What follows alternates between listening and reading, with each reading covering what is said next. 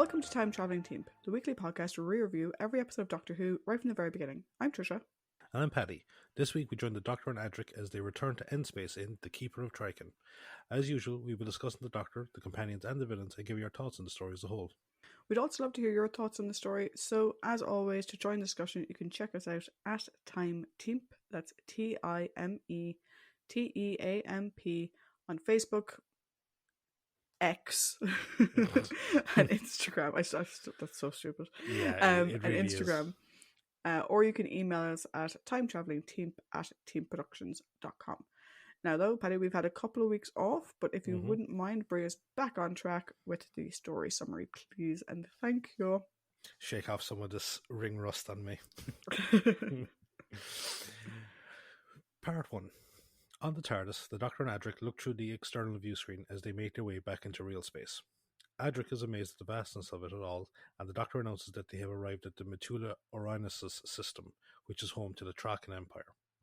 He says that it is famed for its peacefulness, and he promises to bring Adric to it one day. However, a confused Adric says that they are already going there, and he and an equally confused Doctor insist that the other one must have set the console controls to land there. The TARDIS enters orbit around the main planet, and the Doctor tells the concerned Adric to keep calm. Suddenly, a wizened, dome-headed old man sitting in a chair appears in the console room, and the Doctor identifies him as the Keeper of Traken. He realizes that the Keeper was the one who took control of the TARDIS, and asks him why he needs their help. He says that he believes that Traken is facing an impending disaster, and Adric wonders how an empire with the reputation of Traken could be in such danger. The Doctor agrees, saying that he has heard stories of the Empire that state that evil simply cannot exist within it. The Keeper acknowledges this by saying that evil entities seem drawn to the Empire like moths to a flame. He shows them an image of a guard on the main planet, being tended by a group called the Fosters, and they watch as a stone humanoid lands in the garden. He says that creatures like it are called Melkur, and they cannot survive for long in the garden before they eventually calcify and become absorbed into the soil. The Keeper says that the death of living things is painful to the native of Traken, and so they tend to the Melkur to ease their passing. They then watch as a young woman comes and speaks to the Melkur, introducing herself as Cassia as she places flower at the base of its pedestal. The Doctor says that he doesn't see what is wrong, and the Keeper says that the images are from years ago, and that Cassia has now grown, attained the rank of consul, and married another consul named Tremas, an older man, which he says is a turning point for Traken. He shows them the wedding, which is currently happening, where Tremas and Cassia entertain their wedding guests, which include Nyssa, Tremas' daughter from a previous marriage. The guests begin to good-naturedly tease Cassia, saying that they thought that she would never get married due to her care for the Melkur. Cassia begins to get annoyed at them, but the Keeper arrives, saying that he has come to give them his blessing. He comments on the unusual longevity of the Melkur, and says that he officially releases Cassia from the responsibility of looking after it, a statement that seems to perturb her. He says that Nyssa can take up the task, as well as help the Fosters tend the garden, which has become overgrown since Cassia banished them from it. Back in the present, the Keeper says that he selected Tremas to be his successor, but he began to feel an aura of evil from him, Cassia, and Nyssa. He tells the Doctor that he is very sorry for involving him and wishes him luck in saving Traken. He then disappears, leaving the Doctor and Adric puzzled as to what to do next. The Doctor goes to his library and pulls out a series of tomes and tells Adric to help him look through them for any clue as to what the evil the Keeper may be referring to.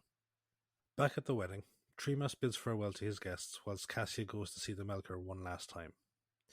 In the garden, Cassia expresses her worries that Tremas' elevation to the Keeper will affect their life together.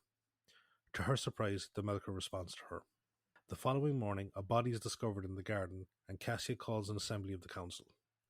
3 council members, consuls Seren and Luvac, and Chief Foster Neiman, discuss Cassia's eccentric nature before discussing the state of the body. Luvac and Neiman both think something strange is afoot as the victim looks scared. Neiman suggests that the Fosters need to be armed, a suggestion which takes Luvac aback.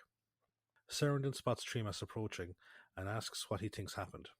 Tremas says that he can't discern the readings from his equipment, and Saren makes a joke before ushering Luvac and the others away so he can speak to Tremas in private. They agree that if the equipment is reading correctly, then some unknown force has taken root in Traken. In the council meeting, Tremas reveals that the victim was killed by an unknown energy source. Cassia, believing it to have something to do with the Melkur, suggests that the Fosters be armed, but doesn't elaborate on her suspicions when asked by Keturah, the 5th council member. Luvac agrees with her suggestion, and so Neiman is sent for.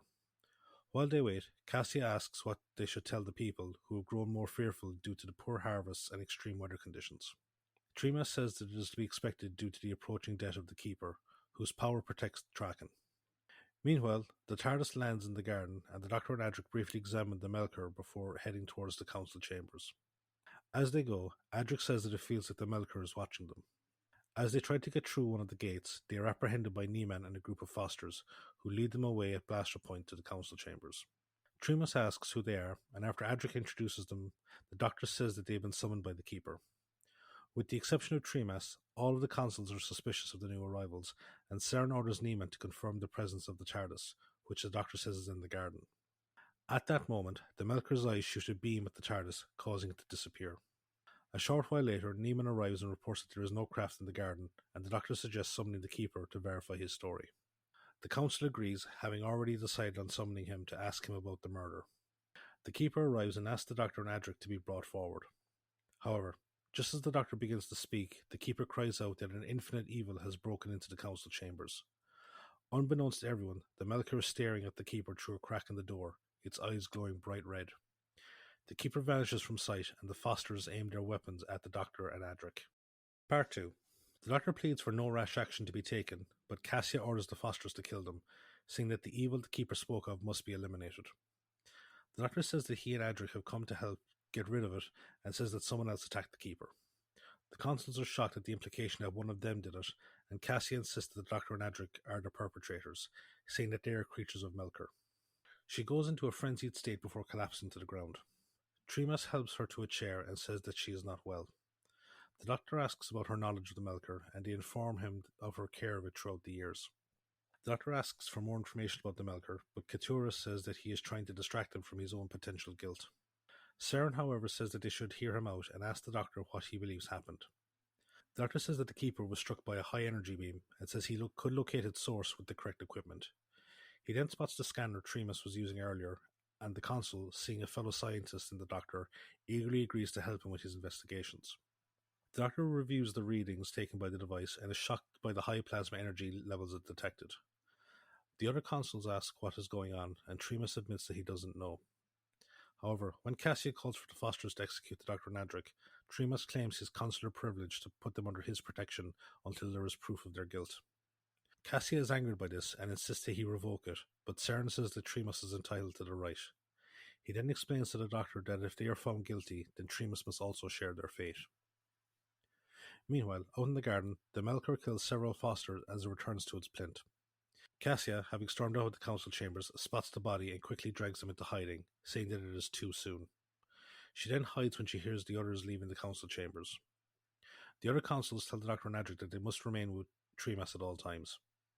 After they leave, the Doctor notices plasma burns on the stones and says that whatever attacked the Keeper was in the garden recently. However, Trimas points out that it is morning, and the Doctor agrees to go get breakfast. Later, at Trimas' house, the Doctor says that they need to find his TARDIS in the garden. Nyssa arrives, and after being introduced by Trimas, says that she saw no sign of the ship. The Doctor insists that it must be there, and Trimas says that he will go with him to look, but says that Adric must remain behind. At that moment, Cassia communes with the Melkur, and she apologizes for her failure to get rid of the Doctor and Adric. Melkur says that it is irrelevant, as they will soon be dead, along with the Keeper.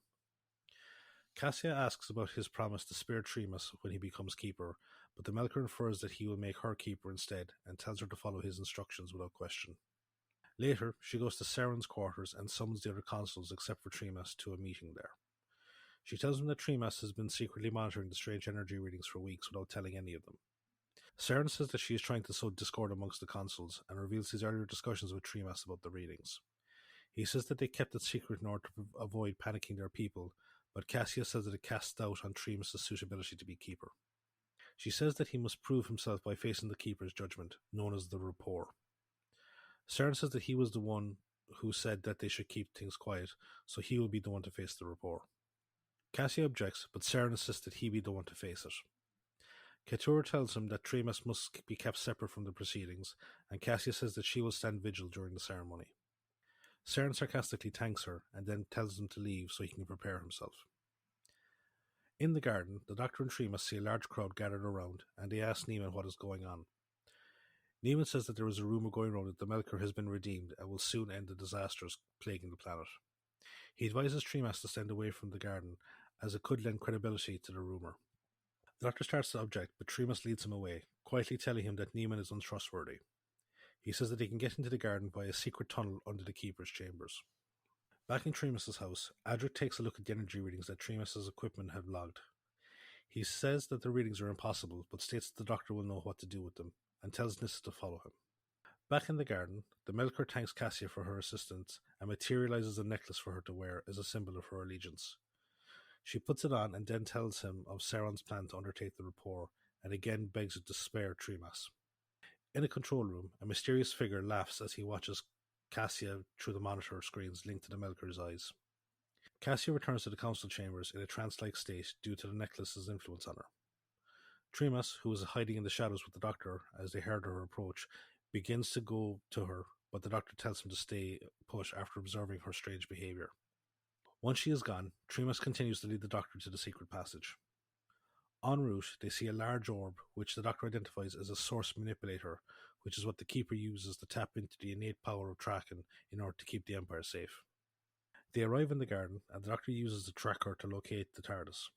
He discovers that it is still in the garden, but it is out of phase. He says that he will need some equipment to help bring it back, and Tremas says that he will help him get it, leading him towards the storage vault. Unbeknownst to them, they are watched by the mysterious figure through the Melker.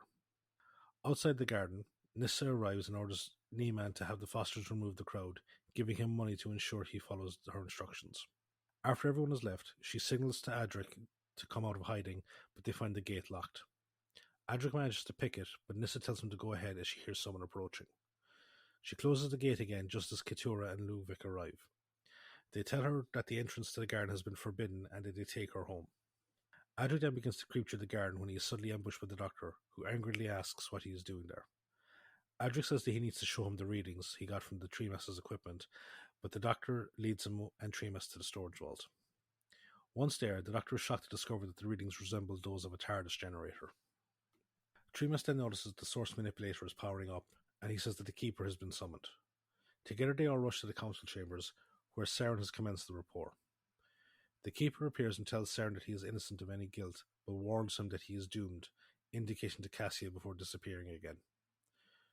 Sauron turns to see Cassia's eyes and necklace glowing red. He tells her to reject the evil influence of the Melker, but she says that she cannot and shoots energy beams into Sauron, killing him. Tremas arrives a few moments later and demands to know what happened. She momentarily tries to talk to him, but she is distracted by the arrival of Keturah, Luvic, and a group of Fosters. She quickly tells him that Sauron failed the rapport, saying the Melker was to blame, and again insists the Doctor and Adric are his servants. The other consuls assume Tremas is also in league with them and order their deaths, but the Doctor tells them to retreat to the vault.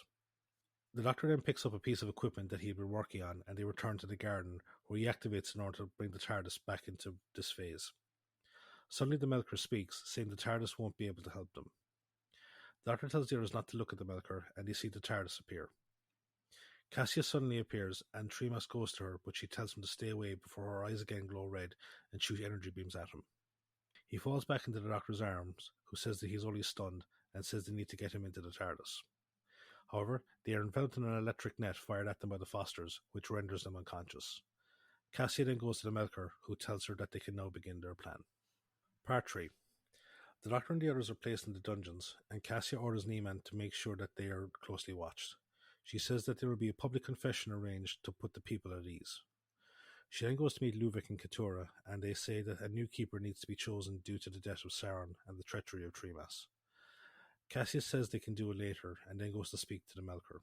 She thanks him for helping save Tremas from becoming keeper, but the Melker says that he will only remain safe so long as she continues to serve him. He tells her that the Doctor is dangerous, and that he and Adric must be dealt with. Cassia tells him about the selection of a new keeper, and the Melker says that if they can't trust the others to join them, then Cassia must be the new keeper. She objects and begs him to release her from her bond, but he says not until she has fulfilled her duty. She then hears something nearby, and she goes to investigate. She finds Nyssa, who had taken cover to listen to their conversation with the Melker. Cassia tells her that her father and the others are in prison and guarded by the Fosters loyal to her. Nyssa says that she's grown mad due to her association with the Melker, but Cassia tells her that she doesn't know what's going on and orders her to go home. In the cells, the Doctor and the others wake up. He tries to use his sonic screwdriver to open the electronic lock on the door, but he says it is too far away. Trima says that the Keeper must be near death if Saren was allowed to be murdered. He then says that Traken will be still safe, as only a native of the planet can succeed to the Keeper ship. The Doctor says that is exactly what he's worried about, and Trimas realizes that he means Cassia. In the council chambers, Keturah expresses her concern with the growth of the newly formed cult of Melkor. Cassia agrees that it must be stopped and says that they must select a new keeper who will oppose it. Both Keturah and Luvic say that they are not up to the task, and they choose Cassia, who tries to conceal her joy. She says that their first task must be to kill the Doctor and Adric to show that dissension will not be tolerated. She says that Trimas will be kept alive as he could still be of use to them, and they agree. Meanwhile, Nyssa tries to gain access to the cells, but Niemann stops her. When he won't accept her bribes, she pulls a weapon on him and the other guard and demands that they give her the key. They do so, but rush her when she tries to retrieve it. However, she manages to stun them with the weapon before retrieving the key and heading down into the cells. She frees the Doctor and the others and leads them back through the cells, being careful to avoid the Foster patrols. The Doctor says they need to get to the TARDIS, but Trimas and Adric say that every route will be guarded against them. The Doctor says he will figure something out, but an alarm starts to go off and he tells them to run. Cassia and the others emerge from their chambers and wake up Niemann, who tells them of Nissa's jailbreak. Cassia orders for the fugitives to be found and for the guard on the garden to be doubled. She then goes to the garden and informs the Melkor as to what happened. Melkor punishes her for her failure by causing her pain via the necklace. It says that if it didn't need her, then she would be dead already, but lets her go, demanding that she kill the Doctor as soon as possible to prevent him from further ruining their plans. In the dungeons, the fugitives are cornered by a pair of Fosters, but Nyssa tells the Doctor to use the stun rod she gave him, which knocks the Fosters out. The Doctor suggests they need to go somewhere safe, and Nyssa suggests their home. Trima says it is too risky, but Adric says that they will be safe if it's already been searched. They arrive to find the house ransacked. The Doctor asks the despondent Trimas if he has the blueprints for the Source Manipulator. Trimas says that he does, but is reluctant to give them to the Doctor, saying that he's sworn a sacred oath never to reveal them. However, the Doctor and Nyssa make him see reason, pointing out the danger if the Melkor gets control of the Source. Trimas retrieves the plan from their hiding place and hands them to the Doctor. The Doctor admires the construction of the machine, and together with Adric and Trimas, he looks for a way to sabotage it to prevent the Melkor from using it. Once they agree on the plan, the Doctor leads them back to the TARDIS. As they make their way towards the garden, they notice that there are no Fosters out looking for them, and they agree that it must be part of a trap set by Cassia. However, the Doctor says that they have no choice but to press on. They arrive at the garden to find Niemann and a group of Fosters waiting for them. Niemann says that they will all be executed, but just as he gives the order for his men to shoot, a thunderstorm begins, which scares them off. Niemann tries to call them back, but he is stunned by the Doctor when he tries to kill him. Trima says the storm is a result of the Keeper entering his final moments of life. At that moment, Cassia goes to the Keeper's chamber, as the transfer of power needs to be instantaneous lest the storms destroy the planet. She takes her place in the Keeper's chamber and the storms cease. Back in the garden, the Doctor tells the others to get in the TARDIS, but the Melkor addresses him and tells him that there is nothing that he can do to prevent its victory. The Melkor then dematerializes, revealing itself to be the TARDIS of the Master, who unbeknownst to the Doctor is still alive after their last encounter, but is horribly scarred and burned. The Doctor and the others rush to the Keeper's chambers to prevent the full transference of the Source power to her. However, Keturah ignores their protests and transfers the power to Cassia. The Doctor tells Adric to take Nyssa and secure the TARDIS whilst he and Trimas watch as Cassia fades from sight and the Melkor materializes in the Keeper's chamber. Part 4. The Keeper thanks the consuls for giving it access to the Source, and it then instructs Luvic to summon Niemann to the council chambers.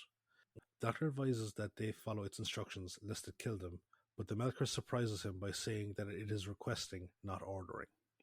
It then tells the consuls the Doctor is a bitter man due to being sentenced to death, and then lies about him being rejected by the previous Keeper. Keturah tells Luvic to follow the Melkor's instructions, and the Doctor quietly tells Trimas he feels that he has met the Melkor somewhere before. Trimas tells the Melkor it has no right to sit in the Keeper's chair, as it is not a native of Traken. However, the Melkor insisted it was chosen by the previous Keeper to succeed him, and that Cassia had volunteered to be used as a conduit for the power transference. Meanwhile, in the garden, Adric and Nyssa arrive, discussing what happened in the chamber. Nyssa expresses doubt as to the Melkor's teleportation abilities, and Adric realizes that its abilities are similar to those of the TARDIS. He takes Nissa inside the TARDIS and explains its dimensional, transcendental nature to her. He powers up the drive but finds that something is blocking it.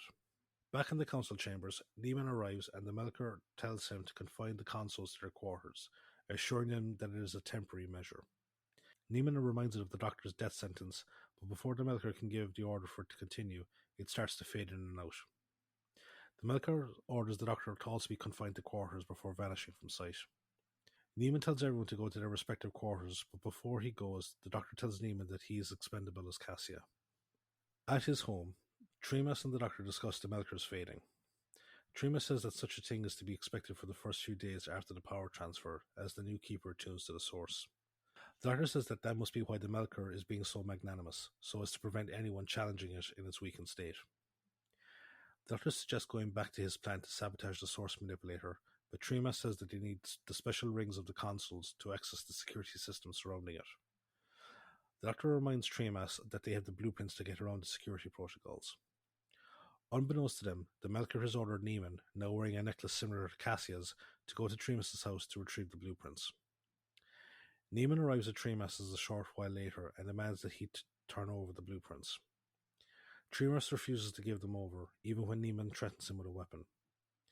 Suddenly the Melker materializes and insists that Tremas follow his orders. When Tremas refuses, the Melker shoots him with an energy blast and the Doctor tells Tremas to give him the plans. However, as Tremas passes him to go to the wall safe, the Doctor hands him a bit of parchment and distracts the Melker, who has started to fade again.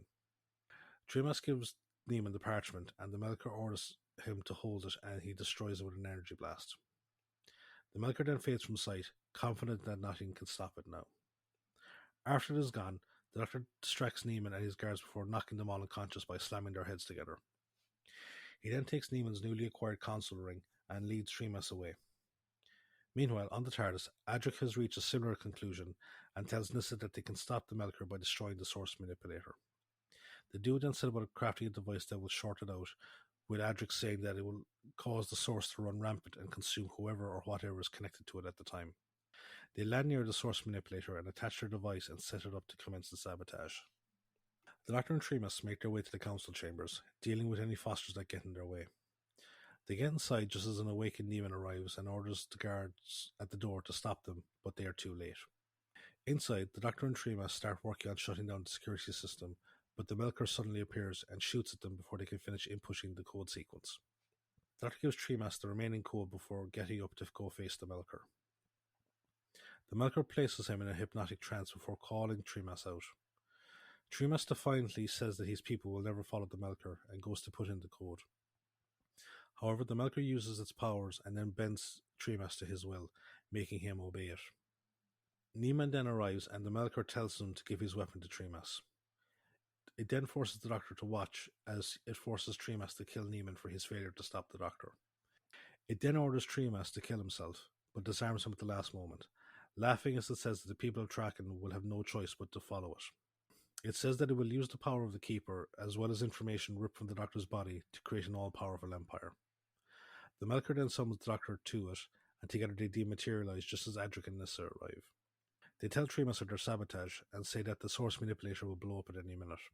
Inside the Melker, the Doctor comes face to face with the Master, who warns him not to move as the entire room is rigged only to recognize his own biological movements. He then tells the Doctor that if he moves he'll be blown apart. He says that he's nearing the end of his final regeneration, but will use the power of the Keeper to sustain himself and grant him new life. However, he detects interference with the source caused by the sabotage device. The Master's TARDIS starts to explode, the Doctor is able to move freely again, and he rushes to the doors. He emerges back into the Keeper's chamber and signals for Adric to finish inputting the code so he can deactivate the security system and let him out. Adric rushes to the console, fighting off the effects of a windstorm created by the sabotage, and lets the Doctor out. The wind also stops as the Doctor says that the code is acting as a reboot sequence for the source manipulator. However, the recently arrived Keturah says that they still need a Keeper, otherwise the source will die away, and Luvic rushes into the Keeper's chamber. Tremas thanks the Doctor for his help, and the Doctor and Adric bid everyone goodbye. Keturah then says that he would have to rebuild the damage done, and Tremas sends Nissa with her, saying that he wants to look at something first. After they go, Tremas walks over to a grandfather clock which he noticed near the secret entrance to the Keeper's chamber, but once he touches it, his hand becomes stuck. He calls out for help just as the Master emerges from the clock, saying that he has finally found the new body. He then merges with Tremas, de-aging him. The rejuvenated Master gleefully departs in his TARDIS just as Nyssa returns, having come to investigate her father's cries for help. End of the story.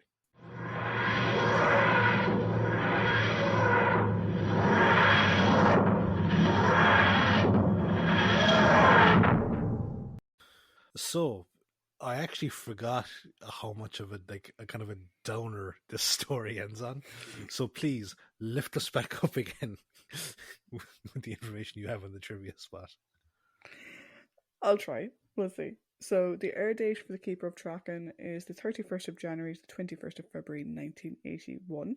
The writer of the story is Johnny Byrne. This is the first of 3 Doctor Who writing credits for Johnny. We'll see his work again in Arc of Infinity and Warriors of the Deep. Johnny passed away in 2008. The director of the story is John Black. This is the first of 2 Doctor Who directing credits for John. We'll see his work again on Who in 4 to Doomsday. However, we will actually see his work before that, because John Black also directed the Doctor Who spin-off, K9 and Company, A Girl's Best Friend, which we're going to do a rambling on in the next couple of weeks. So we will see his work before then, you and I, but technically on Who, his next one is 4 to Doomsday.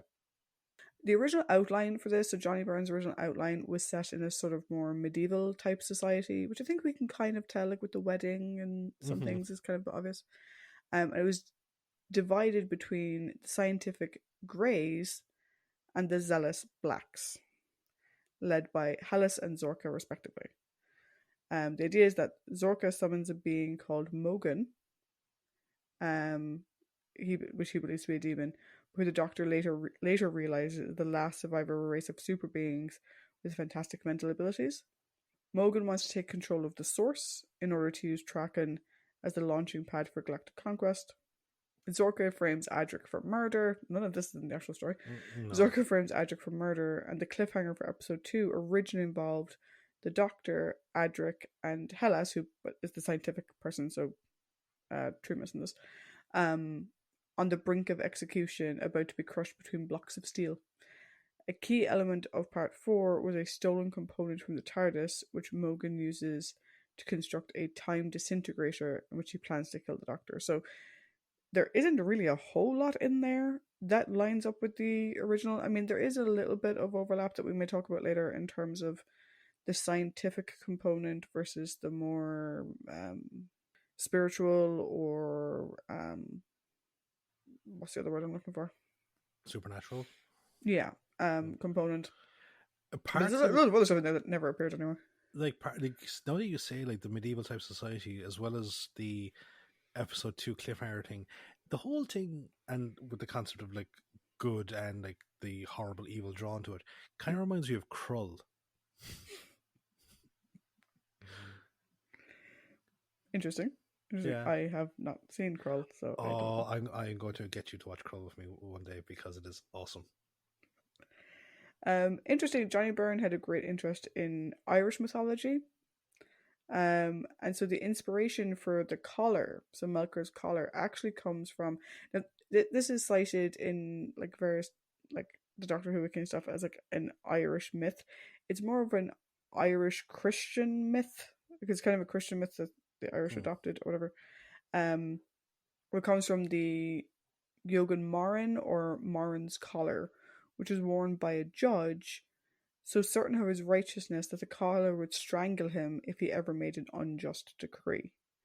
So it comes from Irish mythology, but more sort of Irish Christian mythology rather than Irish Celtic mythology.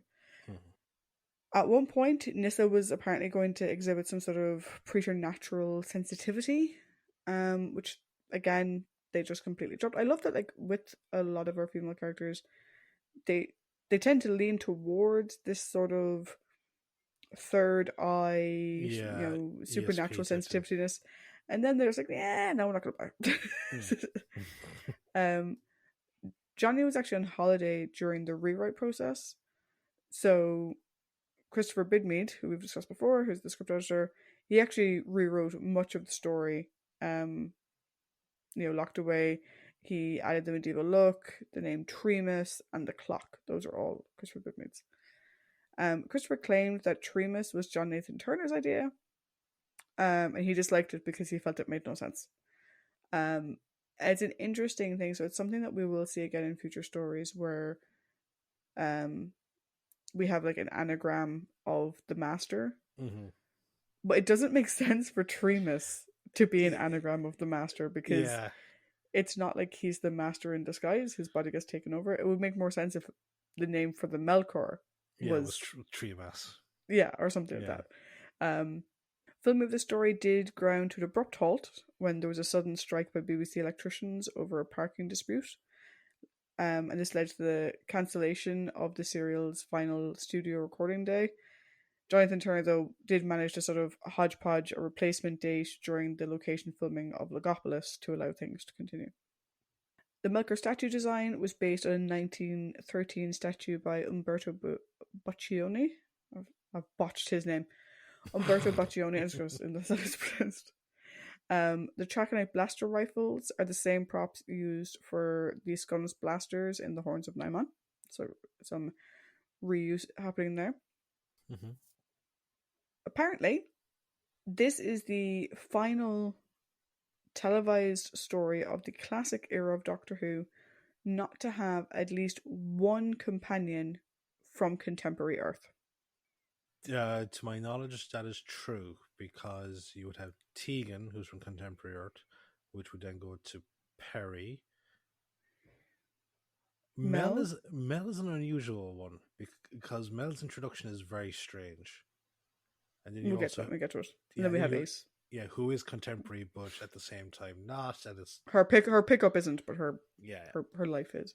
Yeah. This is the first story where we see the Master changing bodies on screen. Though obviously this isn't a regeneration. This is like an acquisition of another person's body, which we've never seen before. We've seen a number of different ways that like Time Lords regenerate, but I don't think we've ever seen any indication that they can take someone else's body, which actually makes like future regenerations of the Doctor like a little bit sussy. Do you know?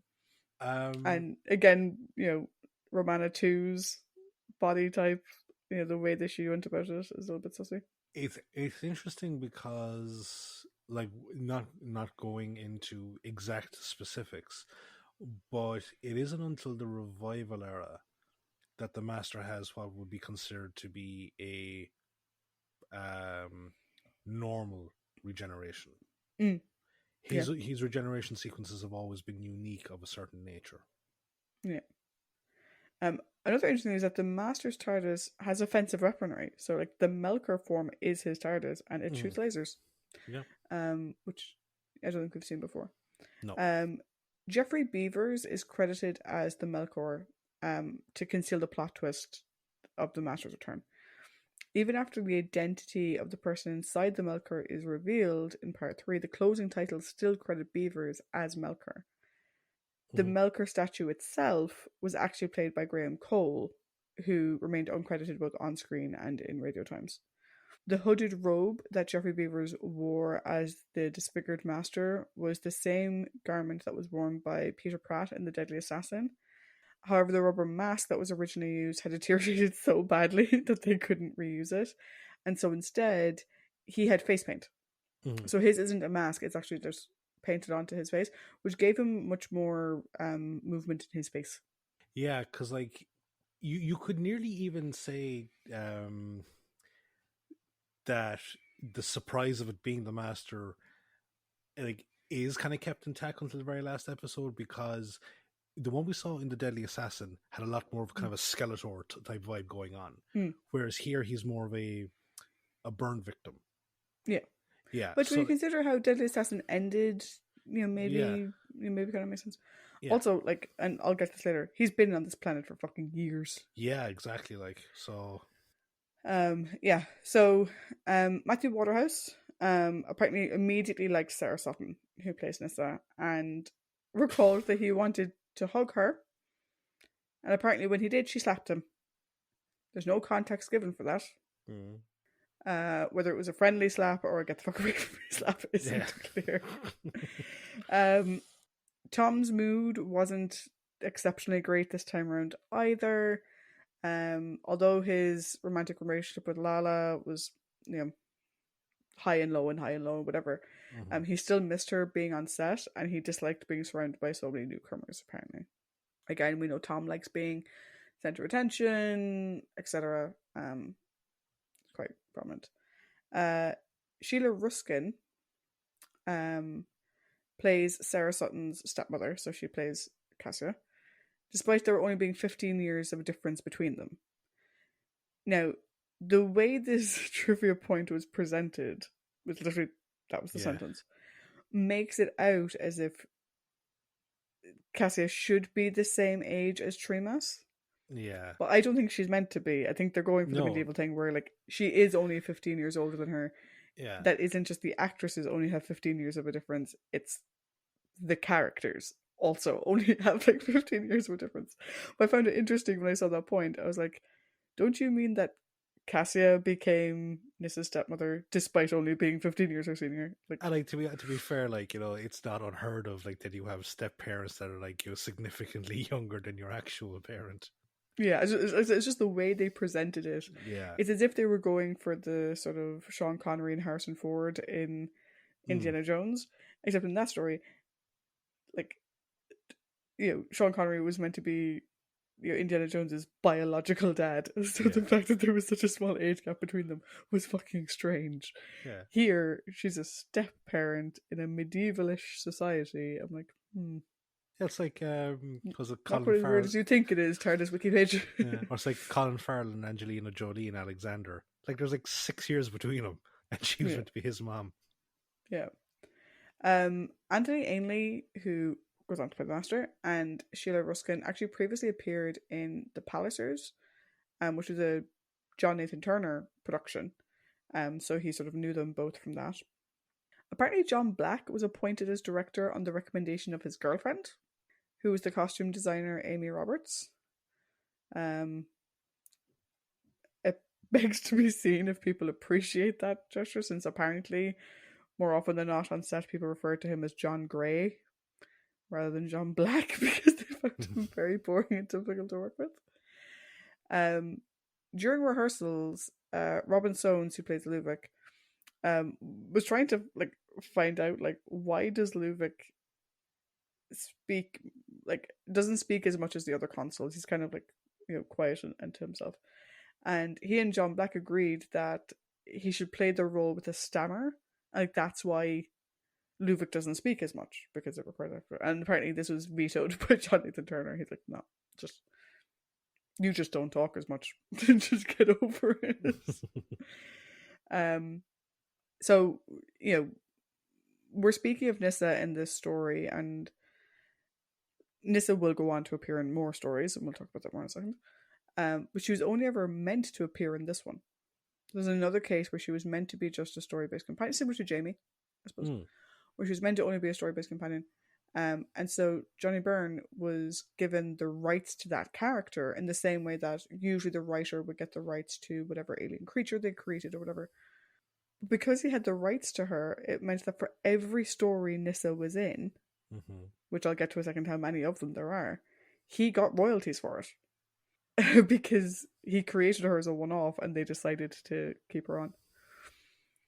You and I were talking a bit off air before we started recording about whether we consider Nyssa to be, like, is this a Nyssa as companion story? Because, like, we keep a list of, like, what companions are on episodes. Apparently some people do and some people don't. Some people see this as, like, a pre-companion story. It doesn't actually count as it being a companion. It could be because she's coming in at the end. She doesn't technically leave with them. We just know from future knowledge that she's going to with them. Whatever. So if you discount this episode as a pre-appearance, then this is the first story since the massacre in which the Doctor travels with only a male companion throughout the entire thing. Jesus. And this wouldn't happen again for 36 years. Yeah, fucking you're right. Until the return of Dr. Mysterio. which for anyone who doesn't know, that's a Peter Capaldi story. And it's his last, or one of his last. So it was the mid-season? No, it was the Christmas special that led into his final season. Oh, okay. Yeah, and it's like also it's talk about a very on the nose title as well, you know. Yeah. So let's talk about cast in a bit more detail. So like I said, as Nyssa, we have Sarah Sutton. This is the first of 14 appearances for Sarah. So Johnny Byrne got royalties for 13 additional stories. We'll go into more detail about Sarah next week when she actually starts as companion proper. But just to say that her non-Who credits include Alice Through the Looking Glass, The Moon Stallion, The Crucible, Casualty, Dark Shadows, and Time Slip. Melkur, or the Burnt Master, whatever you want to call him, is played by Jeffrey Beavers. This is the only on-screen Doctor Who credit for Jeffrey, though he has done some work for Big Finish. His non-Who credits include Clash of the Titans, the newer one, Victor Victoria, a movie we're both big fans of, Miss Potter, Legend, and Red Dwarf. Jeffrey was married to Caroline John, who plays Liz Shaw. He appeared with her in the sort of straight-to-video Liz Shaw spin-off, The Devil of Winterborn and Unnatural Selection. He also appeared with her in one of the Stranger videos called Eye of the Beholder. Jeffrey and Caroline had a daughter, Daisy Ashford, who now does the voice of Liz Shaw for Big Finish. I just love that they have just their nice little Doctor Who family. Yeah. It's very cute. Kind of reminds me a little bit of Liz Sladen and Brian Miller and now Sadie. So yeah, in a way, like Doctor Who actors are almost like Star Trek actors. You're never really out of it. Like there's always something for you to come back to. Yeah. Tremas, and then later the Master, is played by Anthony Ainley. I will say one thing. I thought for the longest time that his last name was Ainsley with an S. That's not. It's just Ainley. This is the first of 11 stories for... What are you laughing at? I'm just imagining now Ainsley Harriott as the Master. This is the first of 11 stories for Anthony as the Master. To avoid spoilers, I'm not going to list them. We'll obviously tick them off as we go down through them. Anthony's non-Who credits include Spider's Web, You Only Live Twice, The Pallisers, as I've already mentioned, The Land That Time Forgot, and Nicholas Nickleby. Anthony passed away in 2004. As Cassia, we have the previously mentioned Sheila Ruskin. This is the only on-screen appearance for Sheila, though she has also done voice work for Big Finish. Her non-Who credits include Mackenzie, I, Claudius, and The Vanishing Man. Saren is played by John Woodnut. This is the final appearance for John. We previously saw him as George Hibbert in Spearhead from Space, as the Draconian Emperor in Frontier in Space, and in the dual roles of Broton and the Duke of Forgill in Terror of the Zygons. Oh yeah. Yeah, that wig fucking does amazing things for him. Katara is played by Margot Vanderberg. This is the second and final appearance for Margot. This one's really going to break your brain. We previously saw her all the way back in season 1 of Doctor Who when she played Kameka in The Aztecs. Luvic, as I mentioned, is played by Robin Soames. This is the first of 2 appearances for Robin. We'll see him again way later down the line in Face the Raven. Jesus.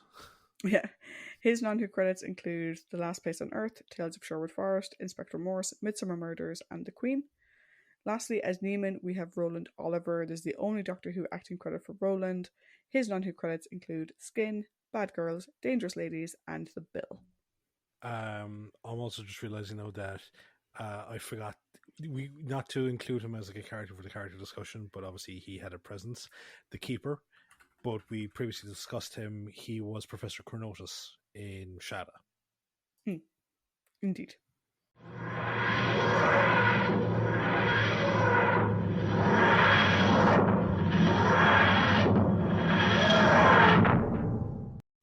So did that trivia bring you back up, lighten the mood a bit? It did a bit, but now we're coming into like the character discussion where I'm pretty sure I'm going to get angry. But I think it's going to be angry in a good way, not angry in a bad way. Okay. Yeah. So we're going to have the Doctor. Mm-hmm. Duh. Companions, I had Adric and Trimas. I would consider Nissa to be more of a prominent character in this one than a companion. Mm-hmm. Same prominent characters. There's Nissa, and then I had Saren, Katura, Luvic, and Neiman. And then for villains, I have Melker / the Master, and then Cassia. I think is a weird question mark about how much is Cassia and how much is the Master controlling her. I think we can talk about that when we get to her. I don't know where you had her listed. I actually had her as a prominent character. Okay. Yeah. So maybe we'll discuss her last because she seems to be the lead in the bridging point. Yeah. Cool. So you did the socials, so you get to go first. I do. One of the first things that struck me when I was watching this one the other night was I actually really like the dynamic between the Doctor and Adric. Mm. I think Adric has now been in, like, this is what Adric's fourth story. Mm-hmm. And I think here we get to see a really good relationship that seems really fun on both sides. And I know that, like, Tom had issues with Michael and whatever, but, like, particularly those opening scenes in the TARDIS, there's a lot of good banter between them, gentle nudges, smiles, and, like, I just love seeing it because it seemed really healthy. There's a really healthy dynamic between the two of them. And it seemed really fun. And I think in terms of the Doctor and a younger companion, I think I've kind of missed that. I've kind of missed the Doctor as mentor to a young ward, which we haven't really had since Troughton, really. Do you know? You know, Pertwee and Tom up to now. Well, Pertwee kind of did the eccentric uncle. Yeah. There was never this sort of. I suppose they never traveled with children. You know, since Jamie up to now. Jamie being not a child, but he was a young man. You know, like he was a teenager. Like, I suppose like the nearest you can do it is like, as you said, like the Doc John crazy uncle to Joe. Yeah, but even then, it's a different. Joe was an adult. Do you know what I mean? It's a different dynamic. It's still a different dynamic.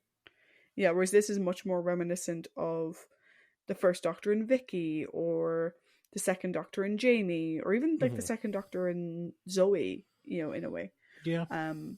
But a lot less antagonistic. Which I really enjoyed. I actually really enjoyed the opening scenes for that reason. The other thing I found really interesting is the Doctor showing respect to another powerful being. It's not something we see very often. The last time I think was probably the White Guardian, where he was very respectful. And so it's always interesting to see how the Doctor reacts to other quote unquote good powerful beings. And I like the fact that, because in this one the Keeper is obviously very old, and I like the fact that, kind of similar to, you just said his name a second ago, Chronotis in Shadow, there is a deference there. There's a respect of age and whatever, and it's not like, you know, this, not antagonistic, but this sort of like jockeying for superiority, which is really good. I think overall through the story, I think the Doctor plays well off all the characters. I do like his dynamic with Trimas. I think it's really good. I like that, like, he doesn't belittle anyone in this society for whatever. Like, he clearly holds Traken, like, he values it very highly. And so I really like the dynamic that he has with everyone. And again, just going back to Adric, I like the trust that he shows in Adric. Like, when Adric is figuring things out, the Doctor's like, great, yep, this is good, let's keep going with this or whatever. So overall, I really liked him in this one. His scenes with the Master I thought were interesting, just because obviously the last time they interacted, the Deadly Assassin was a very different it's a very different story and a very different experience. So yeah, I think it went really well. I will say as well, you know, we've said this throughout the season, Tom does still look very tired. We've said in previous episodes that Tom was quite ill and recovering from a really bad illness through this season, and that is sadly still obvious at certain points when you look at him. Yeah. But overall, I think this was a good performance, good outing, and everything else. How about you? I think this is a great performance from Tom. So I agree with a lot of what you're saying. And just your point there about, his feelings towards Matthew, and it actually kind of shows like a level of professionalism from Tom in the sense of he can have that realistic of a good friendship with Adric while still being a bit on the outs with Matthew. And maybe professionalism, like, basically he's I able don't think it's necessarily professional. I think it shows Tom's quality as an actor. That's it. Yeah, that's what I'm trying to say. Yeah, because no, the stuff that he's doing, not professional. It's his ability to separate whatever issues he has with the real person and channel it into the performance. Yeah, I have a funny feeling that once they call action, Tom flips and he becomes the Doctor, and that's the point I was trying to make. Thank you for giving me words goodly. He's got to your point as well, he's got a great rapport with Tremas, and I love his more buddy with Adric. At one point it felt like oh no, the sky is falling. I don't know where that went. Go on, keep going. And like at one point it's like the Science Bros version of 2.5 Men. But no, pretty much everything that you were saying here, I was kind of my points for the Doctor. Like, it's a great sciencey story for the Doctor. Like, looking at the plans for like the Source Manipulator and trying to circumnavigate the security system and even trying to find the TARDIS again. That was really cool. His stuff with the Master, it's almost very blink and you miss it because of like actually talking to the Master. They go 2 scenes together, but it's his interactions with the Melker, and hats off to the production team because that fucking Melker prop is actually kind of, it's intimidating and it's also unsettling because it's all like jagged, ill-fitting pieces of stone cropped up on top of each other. So it's like looking at a Dali painting or something, you know. But he has great reverence for Nyssa as well, which I loved seeing. Like he treated her as an equal throughout the entire thing. And even, I suppose, like to the point with Cassia as well, he was just trying to point out that she's a danger through the Melker. Like he was, so like he wasn't hounding for her head, but he was just trying to make everyone realize that she's not fully herself. Again, look, I just thought it was a great story from Tom. Like towards the latter end of his run, and like we've had some talks about the very meh and unmemorable stories he's had recently. This is a really good one to start going into the swan song, you know? Yeah, I agree. So, Adric or Tremas? Let's do Adric. We can do Tremas then. So, as I said, I really like the relationship between the Doctor and Adric in this one. Again, filling in this sort of ward or student role to the Doctor as a sort of caregiver, mentor, whatever. I really like that we get to see Adric's intelligence. So this is something people are probably sick of, like, why does Trish always go on about seeing characters' intelligence? I always bang on when we're told, particularly in introduction stories, that a character is very intelligent. I like seeing them play on that. And I do like this here. I think, there are certain points in the story where he is kind of sidelined. Do you know, like the Doctor and Tree must go off on their own, and for some reason Adric has to stay behind in the house. No reason given. But we get to see him, with Nyssa, looking around and getting to know about things. And then when he sees something, his mind is going and he's constantly harking back to, that seems so familiar. That's great. Great to see him driving the plan to save the day at the end. Again, shows great trust from the Doctor. The Doctor kind of assumed Adric would remember and figure it out. Mm-hmm. Do you know, which is great to see, and again something that um the Doctor would have done, with the previous companions. Um, and what I liked as well is, and I'm actually looking forward, knowing that Nissa comes back.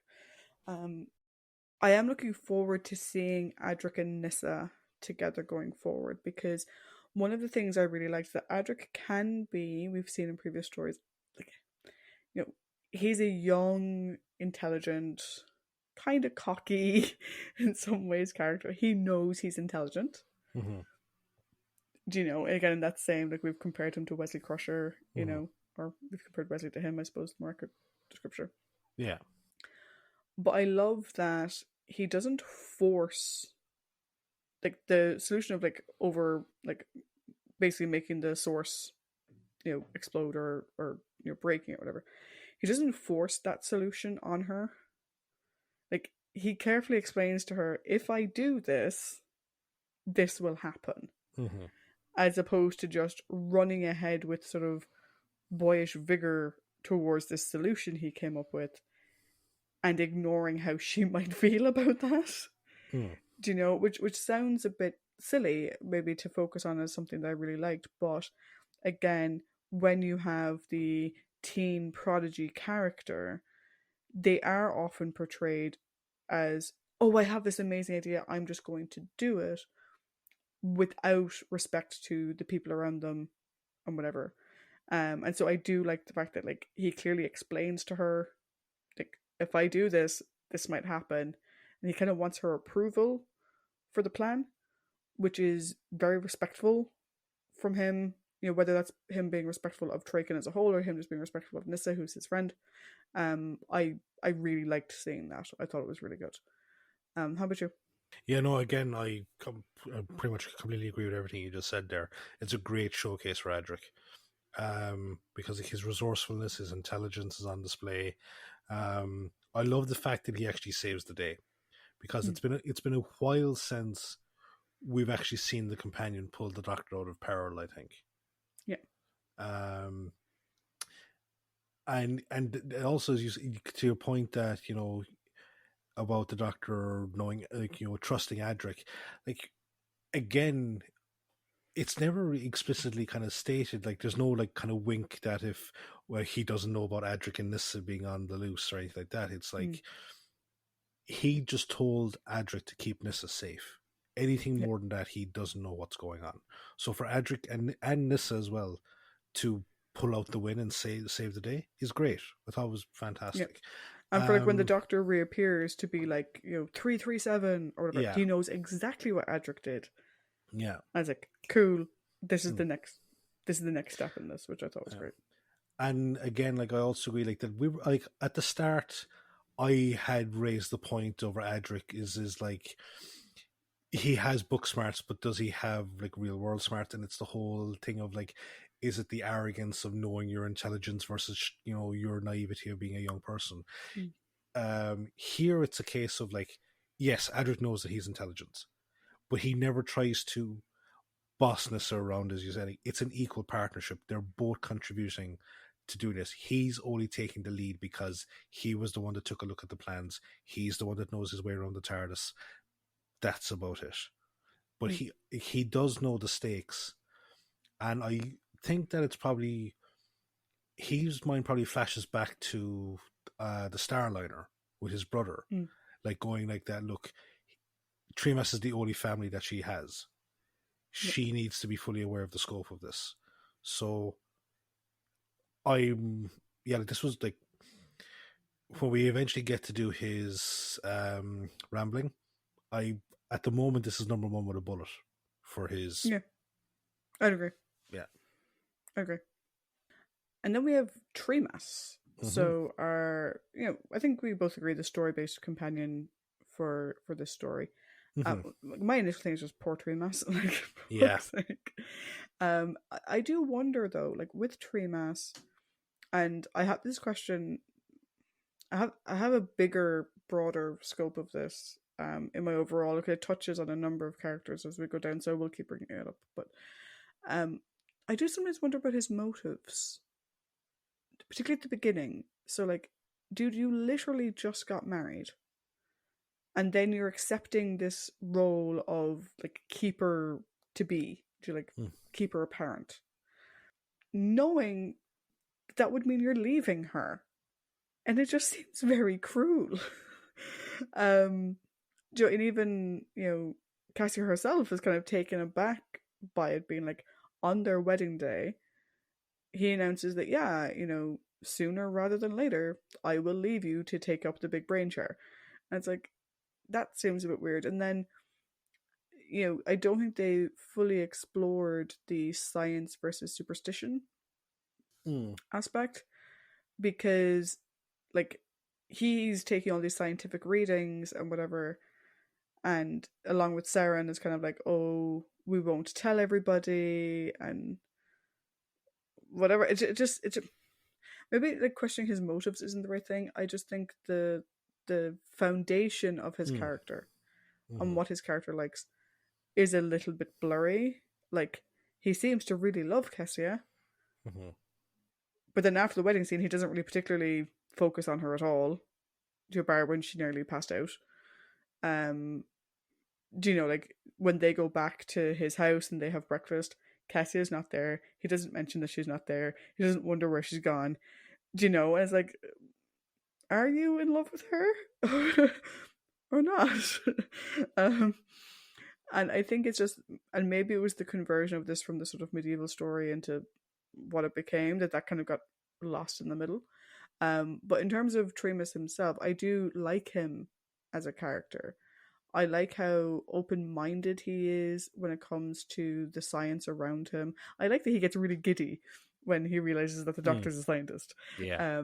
We've had a couple of characters over the years who've sort of had that giddiness, but it kind of reminded me of the younger Scarman from Pyramids of Mars. And even though obviously Tremas' science is much more advanced than Scarman's was, you sort of get that same sense of like, oh, you're a scientist. Oh yay! It's like, more science.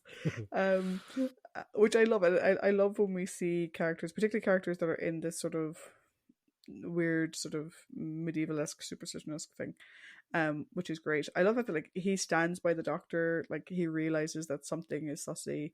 He stands by him, even knowing like what it could mean for him, and he just stands by him the whole way through.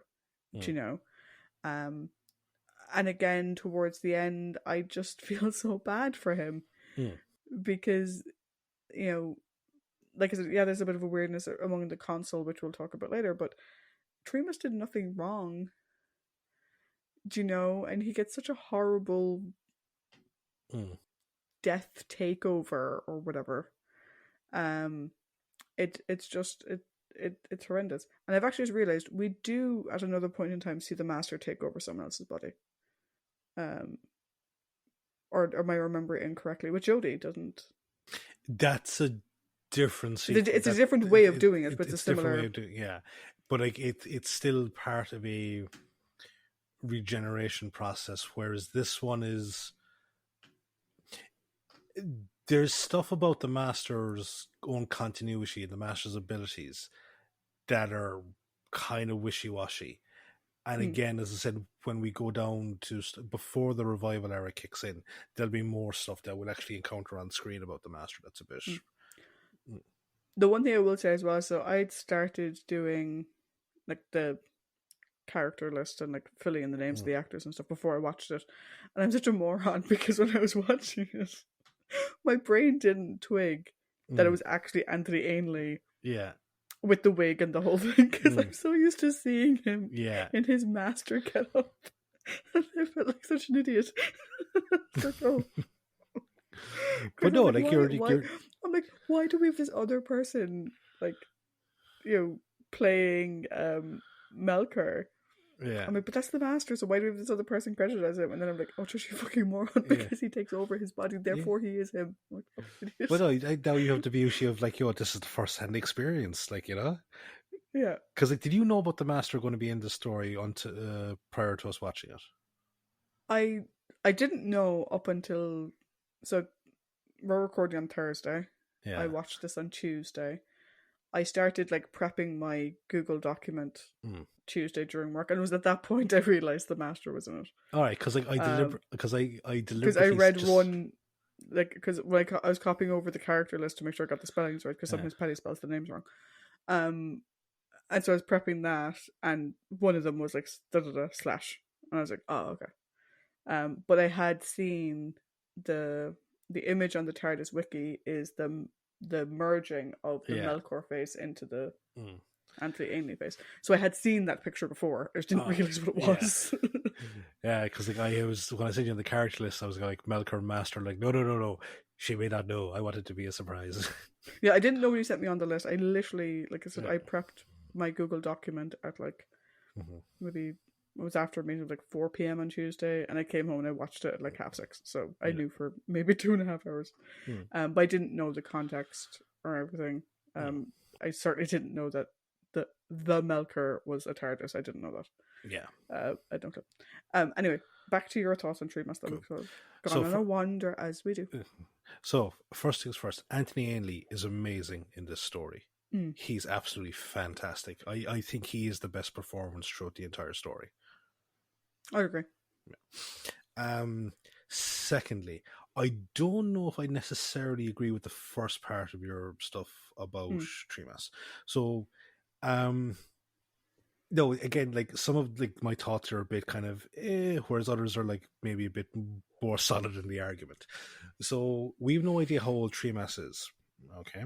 But like I think there is a love there between Cassia and Treemas, but it's one of those things of where he's that much older than her, and it's like, how old actually is he? And does he have a whole lot of life left in him?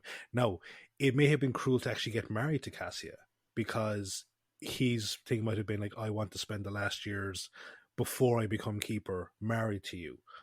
But that's kind of a cruel thing to Cassia because she obviously loves Treemas as well. That, that's not fair on her. In relation to the comments about, you were saying like, like, why wasn't he asking where's Cassie and all this type of stuff? If you think about it, it's fairly rapid in the events that go on because the following morning the body is discovered, then the Doctor and Adric arrive, then he speaks up for them. They're under house arrest under his guard. He can't go to council meetings because he needs to look after them the whole time. So, like, I don't think that he's not thinking about her, but I think he's just caught up within the whirlwind of events. The reason why I ask it is because the following day the body is found. Mm-hmm. Then the Doctor and Adric turn up. There's a little bit of backy forthy stuff with that. Cassia has a little bit of a mental breakdown. There's 2 more bodies than she has. And that's nighttime. And then he takes the Doctor and Adric back to his place for breakfast. And Cassie doesn't join them. Do you know? And I think it's more my thing of like, where did you think your wife spent the night? I'm going to assume that he thought that she was probably with the other 3 councils discussing the events. I don't know. I just found, I think it's it's the condensed time frame. Yeah. Like, surely at one point the woman was going to have to go to sleep. And she had nearly passed out not that long ago. Yeah. And yet, whatever. I don't know. I find their relationship weird. I don't know enough about it. And so there's bits of it that I'm like, Yeah, no, I think this is definitely one for the novelization read. Because novelizations do tend to kind of expand upon these little relationship nuggets a bit. But other than that, like, I think he's a great story-based companion. The whole science squee thing he's got going on is brilliant. I just couldn't stop smiling whenever they had like moments of science talk and just seeing his happiness at it. I liked his thing. He's a very honorable person, like taking them under his protection, knowing full well what the repercussions will be, refusing to give up the sacred plans, but until he's kind of like made see reasons. He's a very loving father as well, which is great. And like you could tell like that he was very proud that Nyssa kind of was following in his footsteps of being science based. but he's just unwaveringly loyal, you Yeah. know, which is great. And even to the point about like when the Doctor keeps mentioning about Cassia being a potential threat, it's never this thing of like, you know,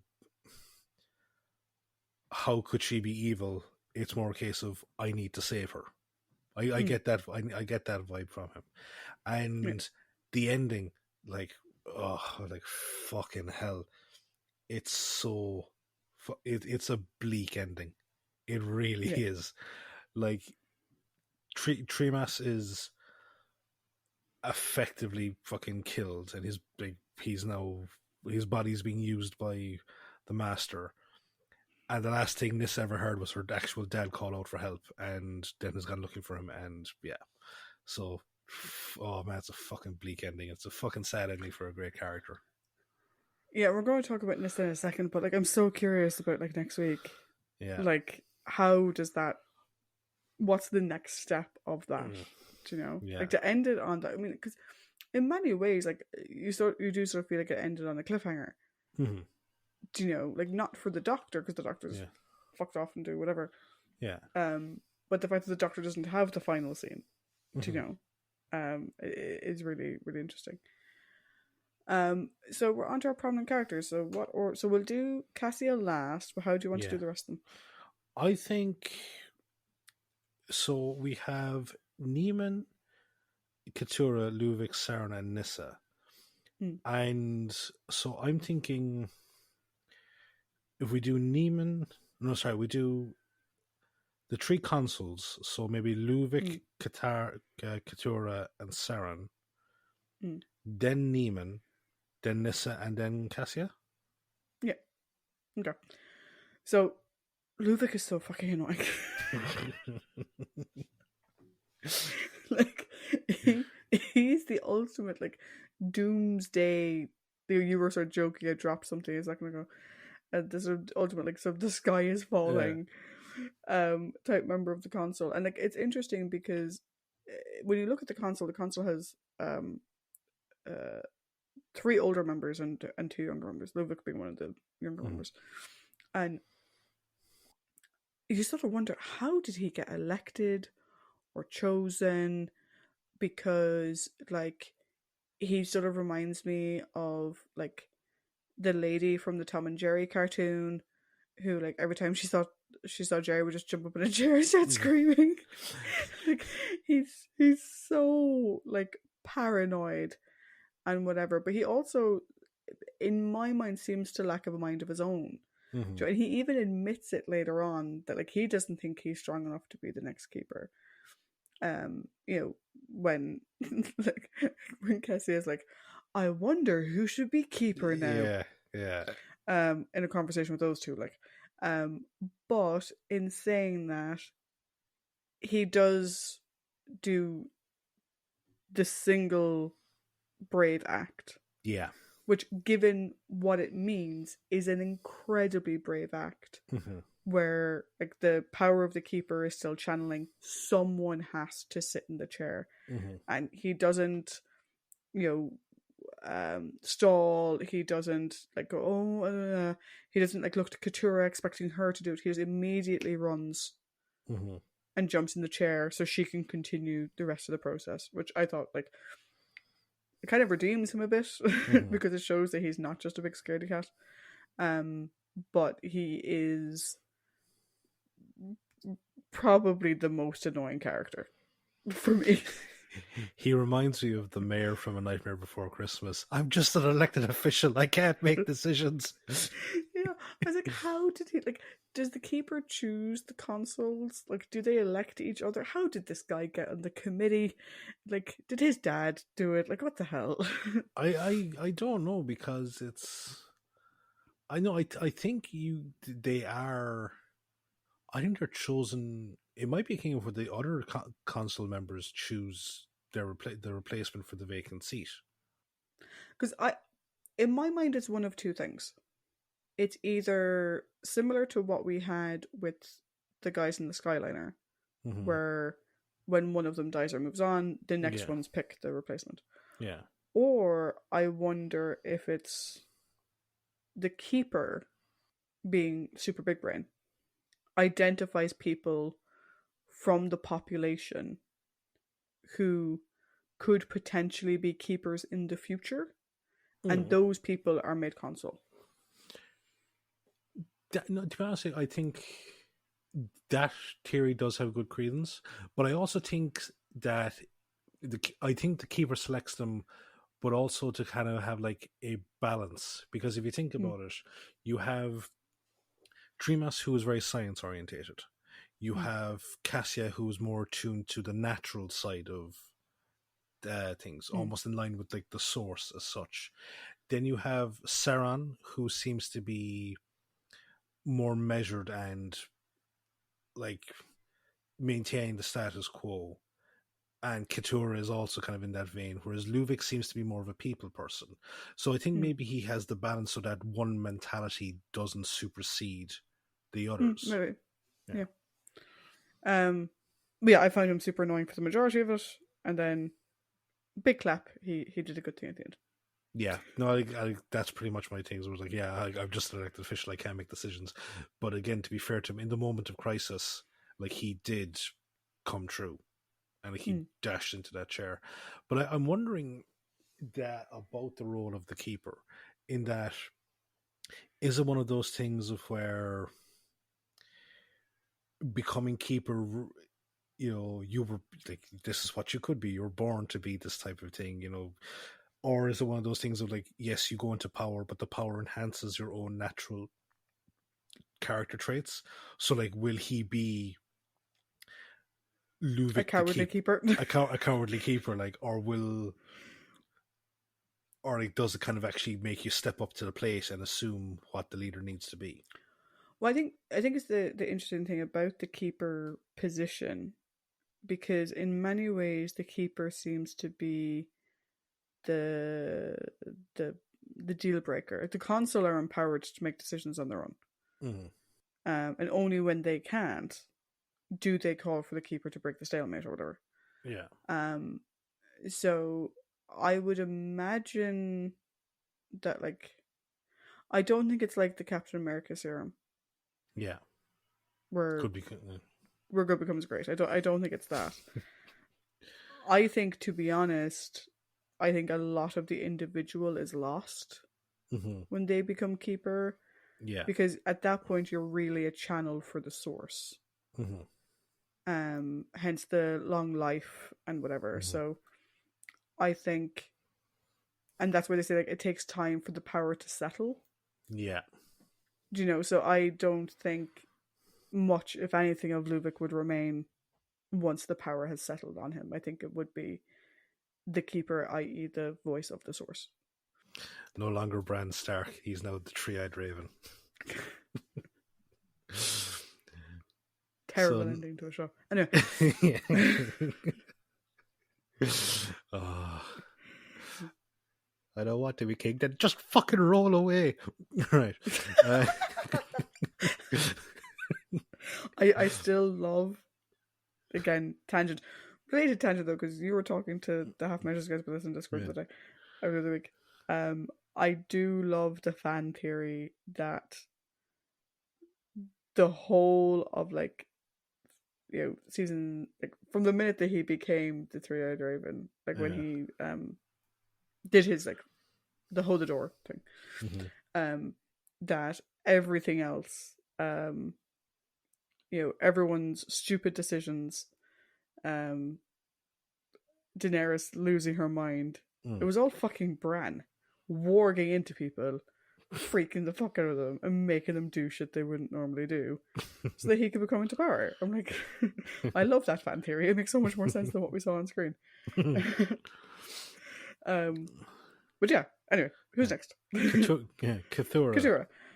um so you sort of described Couture there as being very measured, Mm-hmm. and focusing on the status quo. I think with Couture, like, Couture comes across to me like she is the old woman of the group Mm.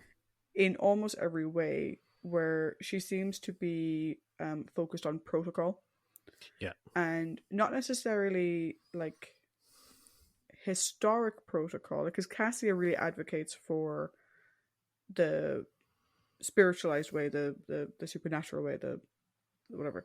But Katura seems to be more focused on this is how the consoles run. This is how we do business. To the point where even when people are telling her to stop and people are telling her, something's seriously wrong here, she's still like, yeah, well, we picked Cassia and, I have to press these buttons because this is what we do. And like, she seems to, almost more so than Luvic, actually lack a mind and a will of her own. Or she is that person where her will is, this is what the book says, so this is what we're going to do. I think, again, in herself, similar to Luvic, she does admit to her faults, when they're having that very orchestrated discussion with Cassia. But I think it's interesting that she doesn't even make to take the chair. Mm-hmm. Do you know? Yeah. And I think she is so stuck in her ways. I don't think she could have. Mm-hmm. I think if Luvic didn't move, she probably wouldn't have either. Yeah. Because you can't just take up the seat. You have to be chosen. Mm-hmm. And you have to be elected. And for her to assume that position, she could never do it. It would be wrong of her to do that. So I think had she been the only one in the room, and say Luvic had been off taking a piss or something, I don't think she would have sat in the chair. Yeah, I don't think so. Do you know? I don't think she would have. I think she's so by the book of this is how our processes run that I think it sort of would never have dawned on her. You could sit in the chair. Like just go and sit in the chair. You're old anyway. Fuck it. You know? What about you? So it's true what they say, hell hath no fury like a woman scorned, because Kameka really isn't on the Doctor's side on this one. No, like, she's understandably wary of everything that's going on, because it's like these strangers arrive, there's a fucking massive upheaval, there's murders, we're trying to pick a new keeper. Our keeper nominate is supposedly, is like potentially in league with the enemy. To your point, yeah, she's very like, let's see what the book says in this particular instance. There is no chapter for this. How about we stick a load of pages together and make our own chapter? Yeah, like, I don't think she would have stepped up. Because like, she did look up in this like expectation, little kind of like, won't someone please do something? And Luvic then hiked up his skirts and fucking ran hell for leather for the chair, which it was very funny, I thought, but still very brave. So yeah, she reminds me a small bit of like the older Queen Mother in the first season of The Crown. So like Elizabeth's grandmother, which was like that. There is a protocol. We follow the protocol, regardless of our own personal feelings. And you're like, all right, yeah, cool, fair enough. Like you're a bitch because the system demands it be so. Yeah, she sort of reminds you of like, that school teacher who you're like, you shouldn't have hit him, and it's like, well, he called me every horrible name under the sun. Yeah, but you shouldn't have hit him. Yeah, but he kicked me in the ass and he broke my leg and he broke my arm. Yeah, but you shouldn't have hit him. I was like, woman. Yeah. Step back for just a second. It's like, like she's the definition of computer says no. Yeah, she really is. It's like, but the computer didn't tell me I could. I'm like, but you can though. But the computer said no. But you can though. Oh God! There's an override button, but you can though. Like, cool. So we move on to Saren now. Yeah. Saren Saren is such a weird character. Mm. Because he fully sets himself up. Because he wants to play nice with everybody. Mm-hmm. Do you know? So Luvic is losing his freaking mind, and so he's like, "Oh no, you're fine, it's fine." So he doesn't tell him what what what Trima's found because it would just upset him more. Do you know? Cassie has clearly gone off the fucking wobbly end, and he's offering to like, "Oh, I will commune with the keeper or whatever the thing was," and I'm like, dude. Maybe instead of trying to appeal to everyone's preference, you actually like are honest with people. Do you know? Because like I mean, I feel terrible for him at the end because he's ultimately a really nice man, Mm-hmm. and I think he could be a good leader. He's just too concerned with keeping everyone happy. Um, do you know? Like he's like that person who like he's such a people pleaser Mm. that like it's impossible to be like, and what do you think, Saren? Do you know what it is? He's Julia Roberts in Runaway Bride. Never seen it. You've never seen Runaway Bride? Oh, it's brilliant. Anyway, so concept of Runaway Bride. Tangent. Here we go. Concept of Runaway Bride. You have this woman played by Julia Roberts, who has a pattern of running away from her to-be husbands at the altar. Richard Gere goes to do a story on her. Blah blah blah. And one of the things he finds is that she changes herself to match each of her fiancés. To the Okay. point where if you ask each of her fiancés or each of her past fiancés, how does she like her eggs? Scrambled, just like me. Poached, just like me. Over easy, just like me. She can't even figure out how she likes her eggs because she keeps changing the way she presents herself to Mm. match with the person that she has fallen in love with. And in a way, that's what Saren reminds me of. Because when he's talking to Tremas, he's like, "Oh, this is very important. You keep investigating." When he's talking to Luvic, he's like, "Oh, science, it's fine. Like, whatever. There's nothing major going on." I'm like, dude, like, pick a lane.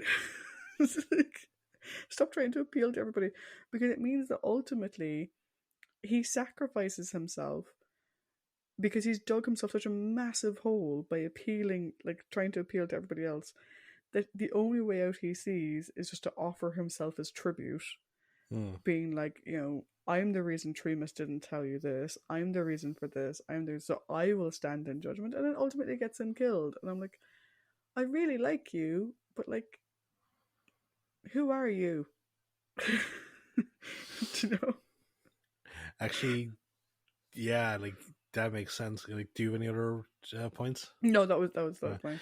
Because like when it comes to like the vote, he's like, doesn't he abstain his vote and just go with the council majority? Yeah, so he keeps his hand down, Yeah. and he's like, I will go with the majority. It's like, no, it's established that it Mm. has to be a unanimous vote. So if you're going to go with the majority, when you saw the rest of them putting their hand up, Mm. just Put your put your hand up. hand up. Um, like I think he is the ultimate status quo guy, Mm. because he clearly has their people's best interests at heart. Mm. And like I think a part of me was like he does support Tremas, and Tremas is like because I know that you said like, oh, science, let him go off and play with his toys, but I think he does have a vested interest in what Tremas does, Mm. because with whatever information that Tremas finds, he will have to react accordingly in order to make sure that everyone stays happy and everyone stays. Um, so maybe he himself doesn't put like that much. Or it's like that thing. It's like it doesn't matter whether or not I believe it, but you believe it. So therefore, I'll support you with it type thing, you know? Yeah. But yeah, like I do hate the fact that he gets killed, because even when he's dying, or even when he realizes that like he's about to die, he doesn't blame Cassia. He tries to No. get her to fight off the influence because he knows that she would never do this. And like, I think with like, this is one of those stories that it's got a huge wealth of very interesting characters. Well, I heard what you said, and I went, yeah. mm-hmm. And then my brain actually realized what you said, and I had to laugh. Because you're saying it has a huge wealth of interesting characters. Yeah. Except you said wealth, not Yeah. wealth. It has a huge wealth. Oh, for fuck's sake. As if it's a bad thing. Will you leave my THs alone? I told you, my friend John, Yeah. who I met at STLV, has started listening to our podcast, and he loves your accent. So Thanks. for every John. time I make fun of you, John Macy thinks your accent is great. Thanks, John. Oh. But yeah, no, like he was a great character, and I that's one thing I love with these character discussions, because he had, I would say, less than 10 minutes of screen time with dialogue, but he is still a very interesting character. I'm sad that we're not going to see that actor again, because I actually really enjoyed that actor, and I'm kind of sad that we're not going to see him anymore. Yeah. I still love him in Terror of the Zygons. He's so good in that. So good. So now we have Neiman. Okay, so again, I'll talk about this more in my overall, because I will circle back to the console and the whole concept of the console in my overall. But Neiman is such a weird character, because he's corrupt as fuck. Like, they make a point that he can be bought and sold like there's no tomorrow. And like every interaction that people have with him just throws up red flags, like left, right, and center. So the fact that he then ultimately decides, oh, well, I will just follow the new Keeper because that's what I'm meant to do. I'm like, dude, you were doing whatever the hell anyone paid you to do a while ago. But now, when the new Keeper is clearly psychotic, you're like, oh no, I will follow. What the fuck is that about? Do you know what I mean? And he shines a very interesting light on this society, which is meant to have universal harmony. Because, I'll talk about it more in my overall. In a society that's meant to have universal harmony, the idea that your head guard, your head, whatever the hell they call them, is so blatantly corrupt that it is known that you can bribe him to get whatever you want, stands out like a sore thumb. And I'm like, is this a new thing? Was he always like this? Because like, it makes you like, the minute they say like, oh, well, you know, he can be bribed, or you can't trust him if you can't pay him, and it's like, okay, this makes me immediately suspicious of this whole setup. You know, obviously we've Cassia's going off the fucking wobbly end. That's fine. We know why she's going the way she is, but why is Neiman so fucking corrupt? And so it makes you question the whole structure, and like, how long has this evil been building if your head guard is corrupt and can be bought and sold to the highest bidder? So I found him to be a very weird character in that respect. I also think that like he also just loves throwing his weight around. Like, he really likes his job. And so the fact when they were like, oh, the what's the name of them? The fosters should be armed. And I'm like, how long have you wanted that? You seem to have wanted it for a while. Do you know? And so it makes Hmm. me like, I was super suspicious of him from the off. Oh yeah, of course you're going to be suspicious of him. But like, I think it raises a good question, and it also kind of just points out just how evil the Master can be, because I would put down a lot of these negative character traits in people like Neiman and the Fosters that were loyal to him are probably like influences somehow from the Master. Hmm. Um, and he probably just tapped into something that was obviously in Neiman in the first place, because I suppose we always, yes, universal harmony, but it's a case of like, you know, I'd like something nice and shiny. I'd like what that person has. Like, even in Hmm. this utopian society, you're still kind of going, they have like the replicator 100. I'd like the replicate. No, I have a replicator 100. They have a 101. I'd also like that Yeah, type of but shit. it's the whole fact like the way the Keeper sets it up is that like evil cannot live on this planet. Mm. Anything evil that comes anywhere near this planet starts to calcify and whatever. Um, and I'll cover it more overall because Yeah. it's a bigger thing for me Yeah. in the story that I find interesting. Um, but no, to his actual characteristics, it reminds me of. Do you remember Janos Slint in Game of Thrones? He was the Hmm. commander of the City Watch, and then he becomes a lord, and fucking Tyrion sends him back into the wall. He reminds me of him, Hmm. like throwing the weight around when he even like when he act because like, he's the head guard, and even at the end, like when the Melker's in charge, like he's bossing Tremas around and he's threatening him. Hmm. So yeah, it kind of reminds me of him.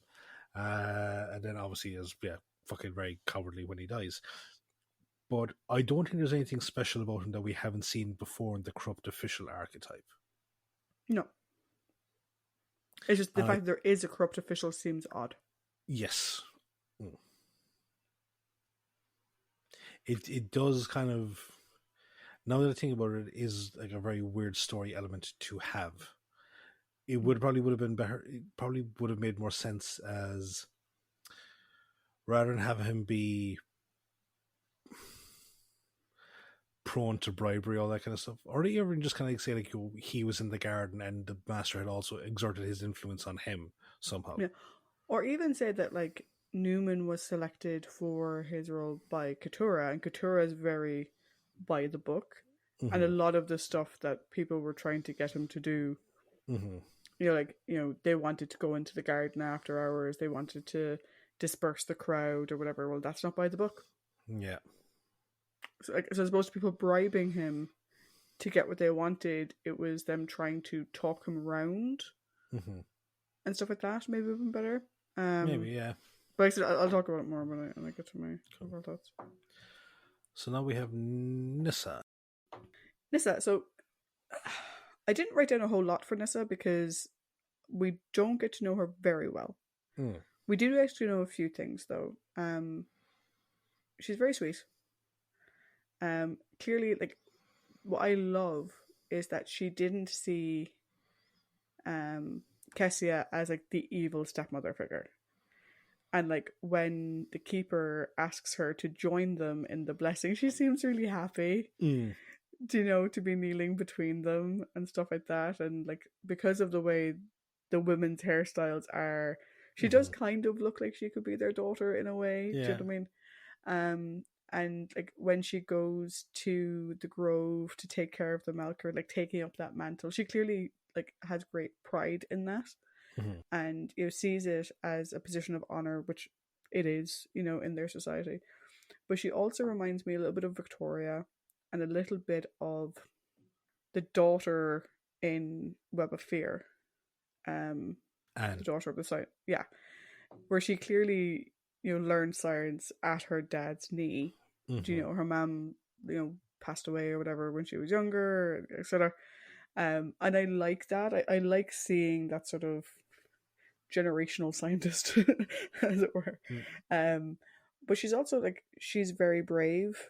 But she's also like, for someone who is presented as quite young, and particularly teaming her up with Adric, I didn't realize that Nissa was so young. because they've only ever seen Sarah Sutton like now, so I've Yeah. never really seen Nissa before. It's my first time I've ever seen Nissa, the character, really. When you bar the five doctors for 5 minutes, um, so I think, having her be so young, she's very knowledgeable of the world, Mm-hmm. um, very reminiscent of, the only daughter of a widower.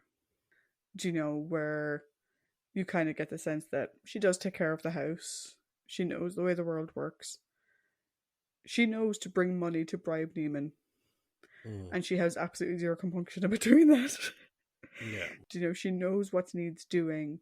She knows how to carry herself and whatever. And while the others, like we see Katura and Sumio's like sending her back home, and when they clearly care for her as the sort of child of their friend, um, she herself doesn't need to be mollycoddled, but um she isn't like uppity about it. Mm-hmm. She takes their care in the spirit in which it's intended, but she also acts independently. And like we didn't get a I don't want to go to my room. You can't tell me what to do. I know, but we didn't get any of that from her, which I think is nice because I fucking Yeah. hate that. Um, and I'm very curious to see her with Adric because they got along really well, kind of like siblings, and I'm really curious to see how it plays out because again we haven't had two humans or humanoids Mm-hmm. in the TARDIS since Harry. Mm-hmm. Do you know? And I'm really curious to see what type of dynamic will they have. Is it kind of like, Stephen and Vicky and Stephen and Dodo? Is it more like Jamie and Victoria or Jamie and Zoe or Ben and Paul? Like, how is their dynamic going to work? Mm. I'm really curious to see how that would play out. How about you? Yeah, no, I agree. I agree with pretty much everything you said again, because I think this is a very solid showing from her. Mm. I love the partnership with Adric, and obviously it's a pairing that I hope will continue properly as the show goes on, because I can barely remember anything that happens for the first season of Peter Davison. But like, to your point about what type of relationship it will be, I think it'll be kind of akin to Victoria and Jamie, but more from the who's the smarter side of Mm. things, because they're both clearly like very intelligent, and she's highly intelligent to the fact that she rigs up a stun gun, Yeah. you know, or that she has no issue helping Adric craft the sabotage machine. Mm. Like, she knows her way around technology. I love that no one speaks down to her throughout the entire story. Like, everyone treats her as the intelligent young woman that she is, Mm. which was great. Um, Back to the jailbreak side of things, she's very brave because she has no compunction about, she has the brazen neck to offer the bribe, and then she bribes him twice, once Yeah. successfully, then again a second time, and then yeah, she just fucking kind of go when they go to try and rush, she's like, aha, fuck you. um, and even then, like, she's the one that takes the lead out of the cells, Mm.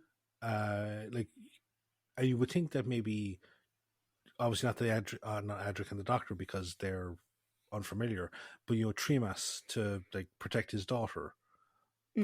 But he clearly is, I suppose, shocked by everything that's going on. But he also trusts her to kind of let her take the lead of it. Yeah. So while yes, she doesn't probably have as much dialogue or screen time, her contributions to the story are no less than, I would say, no less than Adric or Tremas's throughout the story. Yeah, no, I'd agree. I'd agree. And then lastly, we have Cassia. Yes. So Cassia is another odd character. Oh, sorry. Before we go into Cassia, Uh, again, just to go back to that fucking ending, fucking heartbreaking when she oh walks yeah, in it's horrendous.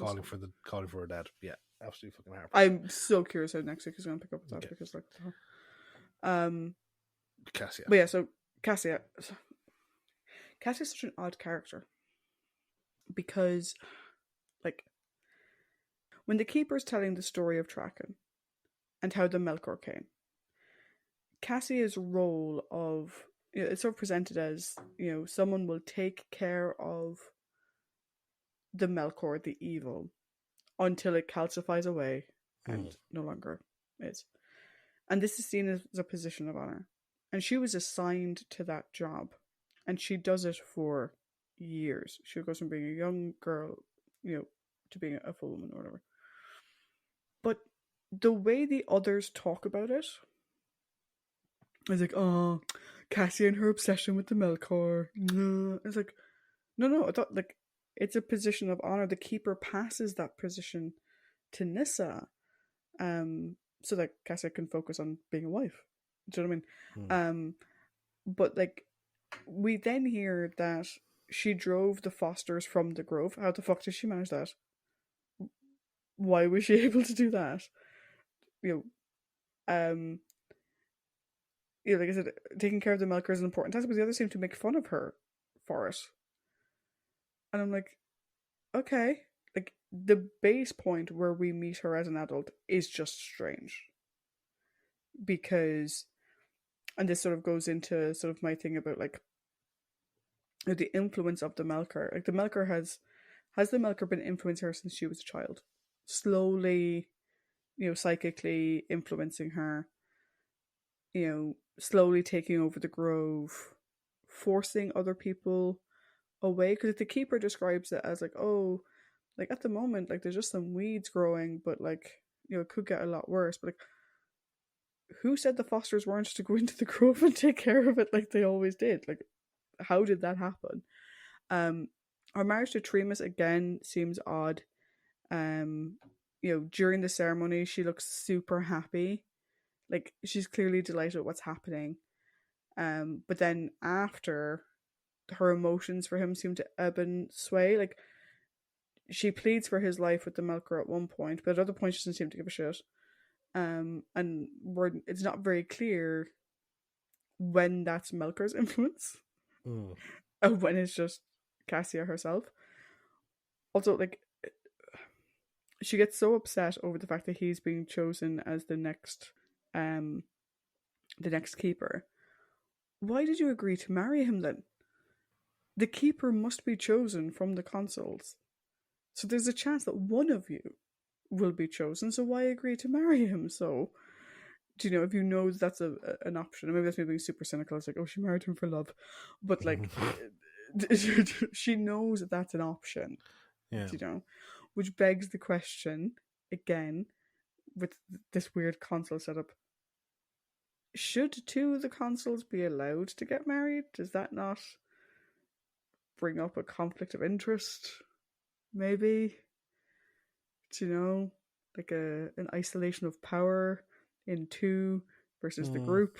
Like I said, we assume that Melkor's been slowly taking control of her for years, but like it's not obvious when that starts, which sort of ties into the whole, like, why is Neiman corrupt? Like, yeah, Melkor's been around for ages, but like ages could be like 15 years, and Neiman is known as being corrupt, and surely Melkor would have taken time to... Anyway, I think Cassie's an interesting character. I think she's really fun to watch. She does remind me... I think you could plonk her into Mystic Knights of Tir na Nog quite easily. Oh yeah, definitely. Like, she comes across as a very like an Irish mythological figure, just like from her styling and everything and the way she was portrayed. I feel bad for her. I don't like her. It's this weird combination of, because we're not clear how much of it is Melkor's influence and how much of it is her own batshitness. Do you know? It's like, yeah. The one thing I do like, though, is, going back to it again, she doesn't really, like, we could have had her as the evil stepmother. And her main thing is that, like, she doesn't want to hurt Nissa. Yeah. She just doesn't want Nissa to find out what's happening with Melkor.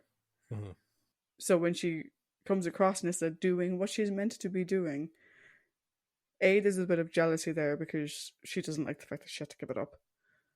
but also it's like, oh no, what if she knows? And like, it's not like she ever decides to kill her. Do you know what I mean? Yeah, She doesn't go all like, evil queen on her, like, do you know what I mean? Which they very easily could have done. they They could very have done easily the could Snow have White done. allegory. Absolutely. Because like that was one point I was going to raise, was that like when she catches her spying, what does she do? She tells her to go home. Yeah, Like, she doesn't have her thrown in jail. She doesn't have her, locked in the tower or anything like that. It's, you don't understand what's going on. Go home. yeah. And like, I think, Um, go on, sorry. I was like, I think Cassia is also a tragic character within this story. Mm. That's why I have her in the prominent section, because I do legitimately feel sorry for her, because she's motivated by, like, I think she's motivated by her love of Tremas, that the Melker seems to be offering her like the opportunity to have him not be the keeper, so that they can Mm. be together. So that's where that's going from. To your point about them all making fun of her, I think it might be a case of, like, so effectively Cassia and other girls like her are essentially hospice nurses, like, to ease the passing of whatever. But the keeper points out like that this Melker has been alive an unusually long amount of time. So I get the sensation that like the keepers or the Melker tenders don't really form like the sort of attachment that she's had with Mm. it. Like, so like because obviously she talks to it, and she seems to like tell it all her woes as a sort of a dear diary type thing. And I think maybe that's the fact that it is. Mm. Like, to them it's an abnormality, but it's still a Melker at the end of the day. Mm. Whereas she's kind of like, it's effectively her confidant, you know. But like, yeah, as I said, throughout the whole thing, she seems to be motivated by doing the whole thing to protect Tremas, and I suppose as well by association Nissa, because she doesn't want um, Tremas to go through the report, or go through the rapport, and then when Saron does it, she knows that she has to get rid of him, and even then, like, she doesn't really want to do it. And then as well, when her fucking weird laser eyes come about her, she tells Tremas not to look at her. Everything she does is motivated from a good place, but she's warped and twisted by the master into effectively becoming a weapon. Mm. Yeah. And her being wiped from existence, effectively, you want to put it this way, I'm also really curious to see how next week goes, because fucking the master technically killed Nissa's parents. Yeah. Yeah. Which Yeah. makes And I don't know anything about Nissa as a character beyond literally now just this story. So I don't know how that plays out. I think Nissa probably kind of falls into that bucket of, I won't say the forgotten companions, but she's, whenever people ask for the classic companions, like, you always have, you'll have Sarah Jane, you'll have Joe, you'll have Romanas, and you'll have Tegans. Nissa isn't one that automatically comes to a lot of people's minds. Yeah. I think when I was doing the trivia, I hadn't realized that she was going to be in 14 stories. Mm. I was like, holy shit. Yeah. That's a lot for a current run of companions. That's a lot. awful lot. Mm-hmm. Yeah. But we do have a villain in this Yes. piece. Yeah, an out and out villain. Yeah. So Melker / Master, as portrayed by two different people. Yeah. He's playing the fucking long game. Mm. Like, when you consider the fact that, I mean, the way I read it is that in his personal timeline, Mm-hmm. the Master came to Traken straight from Gallifrey. Yeah. He was burned. He knows he's dying. He needs to find an alternative. And if not straight from Gallifrey, then shortly thereafter, he's like, fuck it. Traken. that Keeper lad lives for fucking ages. I'll take over him and I'll be sorted.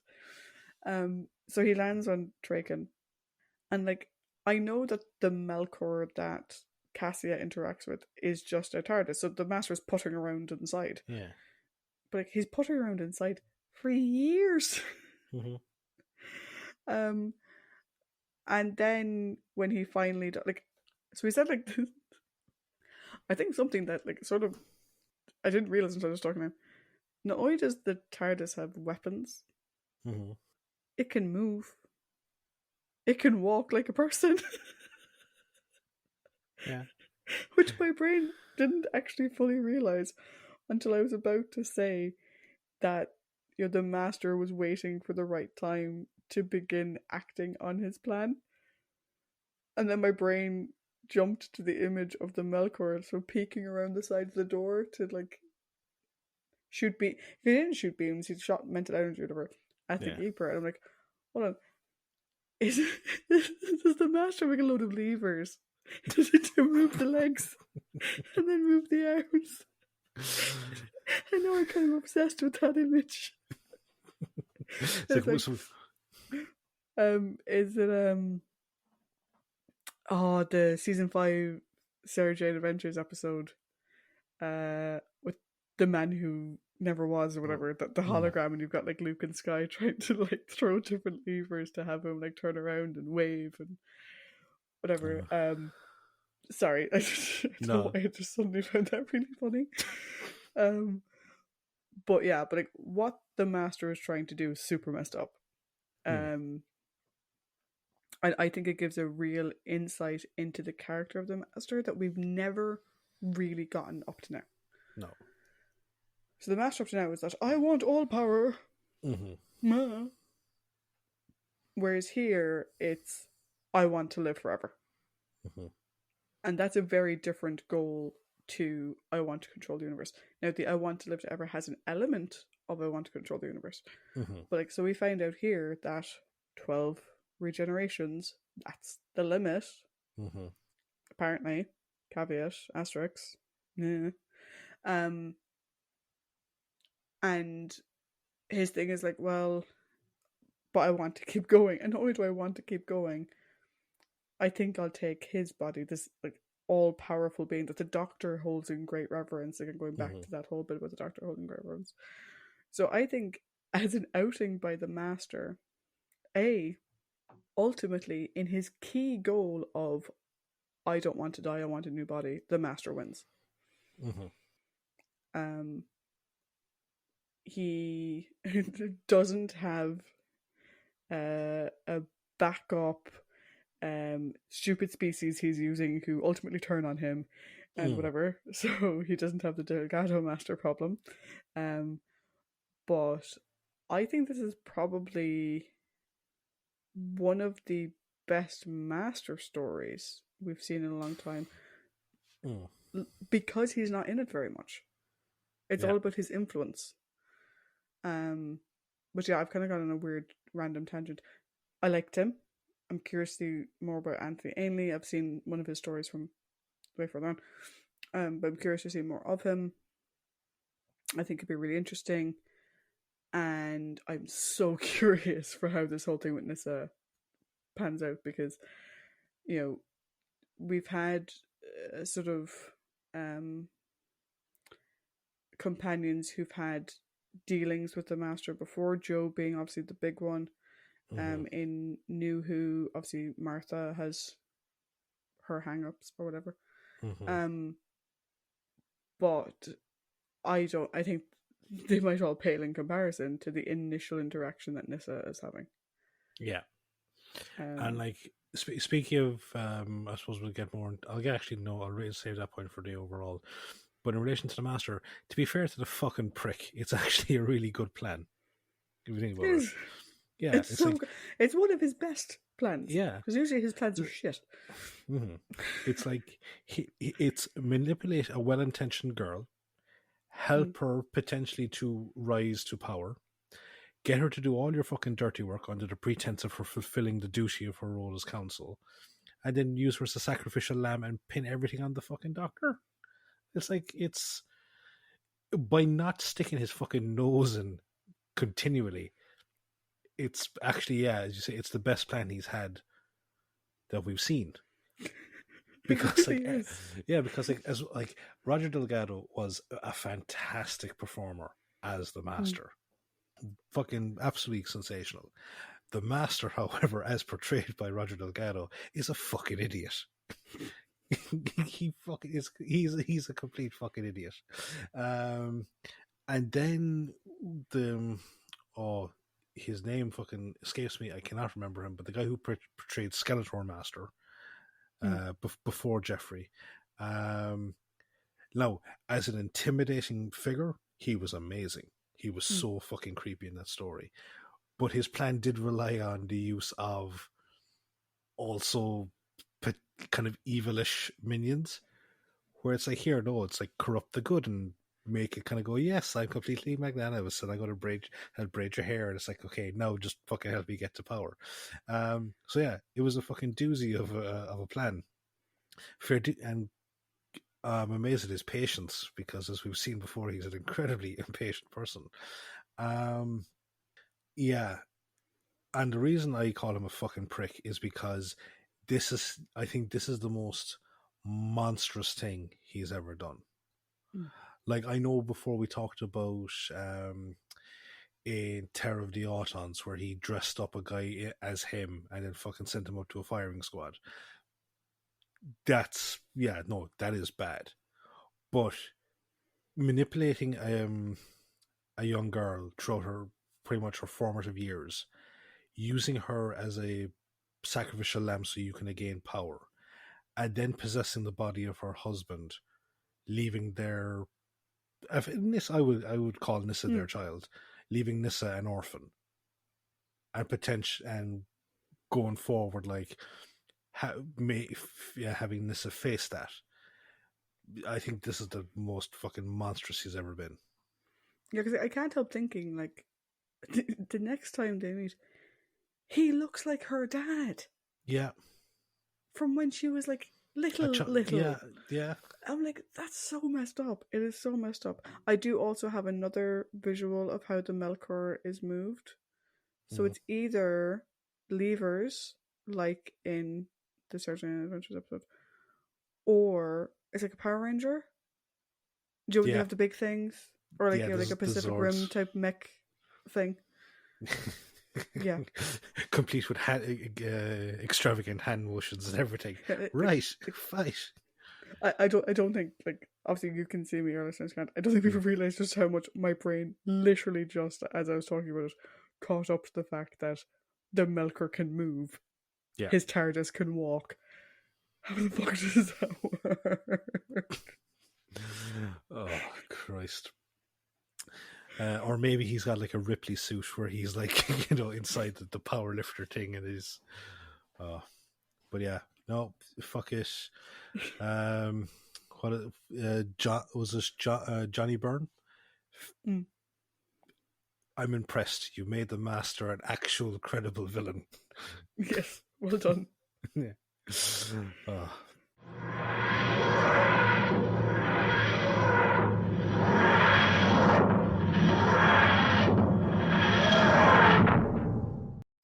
So, I think that was a very interesting character discussion. Me too. Me too. So, let's see what that has led towards in terms of the scoring factor. So, as our long-term listeners will know, as always, we will give the overall story a score out of 5. So, Trish, you go first. So, like you said, straight off the bat, very interesting characters. Mm-hmm. Like, I really enjoyed this story. Interesting characters, a good mystery. The mystery was good. The sort of background science fiction components of the Keeper and the Source, whatever, very good. The Melker was. I now can't stop thinking about it. Yeah. Yes, very good. The good character interactions. None of the acting I felt was like super over the top or whatever, which sometimes in the sort of medieval Jurassic can get a bit, a bit much. Whatever. love the Doctor's relationships with everybody.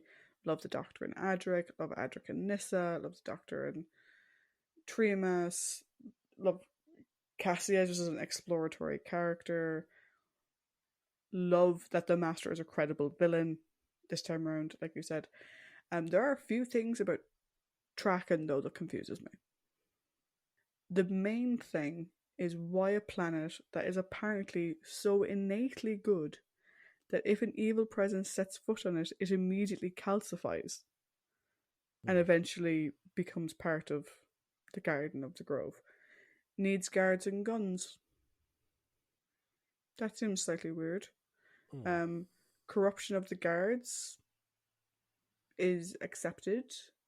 Like we never really get a full idea of when the Master's influence started spreading beyond Cassia and beyond the Grove. Like I said, they make a point that Cassia drove away all the Fosters from the Grove, but how was that even allowed?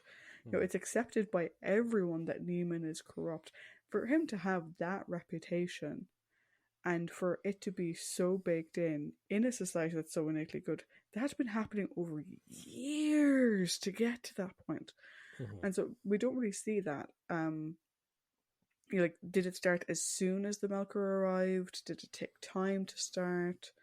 You know, whatever. And like, I suppose like I did sort of answer my own question in that sense that like when you have change that's so gradual, it's almost imperceptible. It's surprising the number of things that you can adapt to. The other thing that I didn't think was explored as much as I would have liked was this weird divide between science and superstition.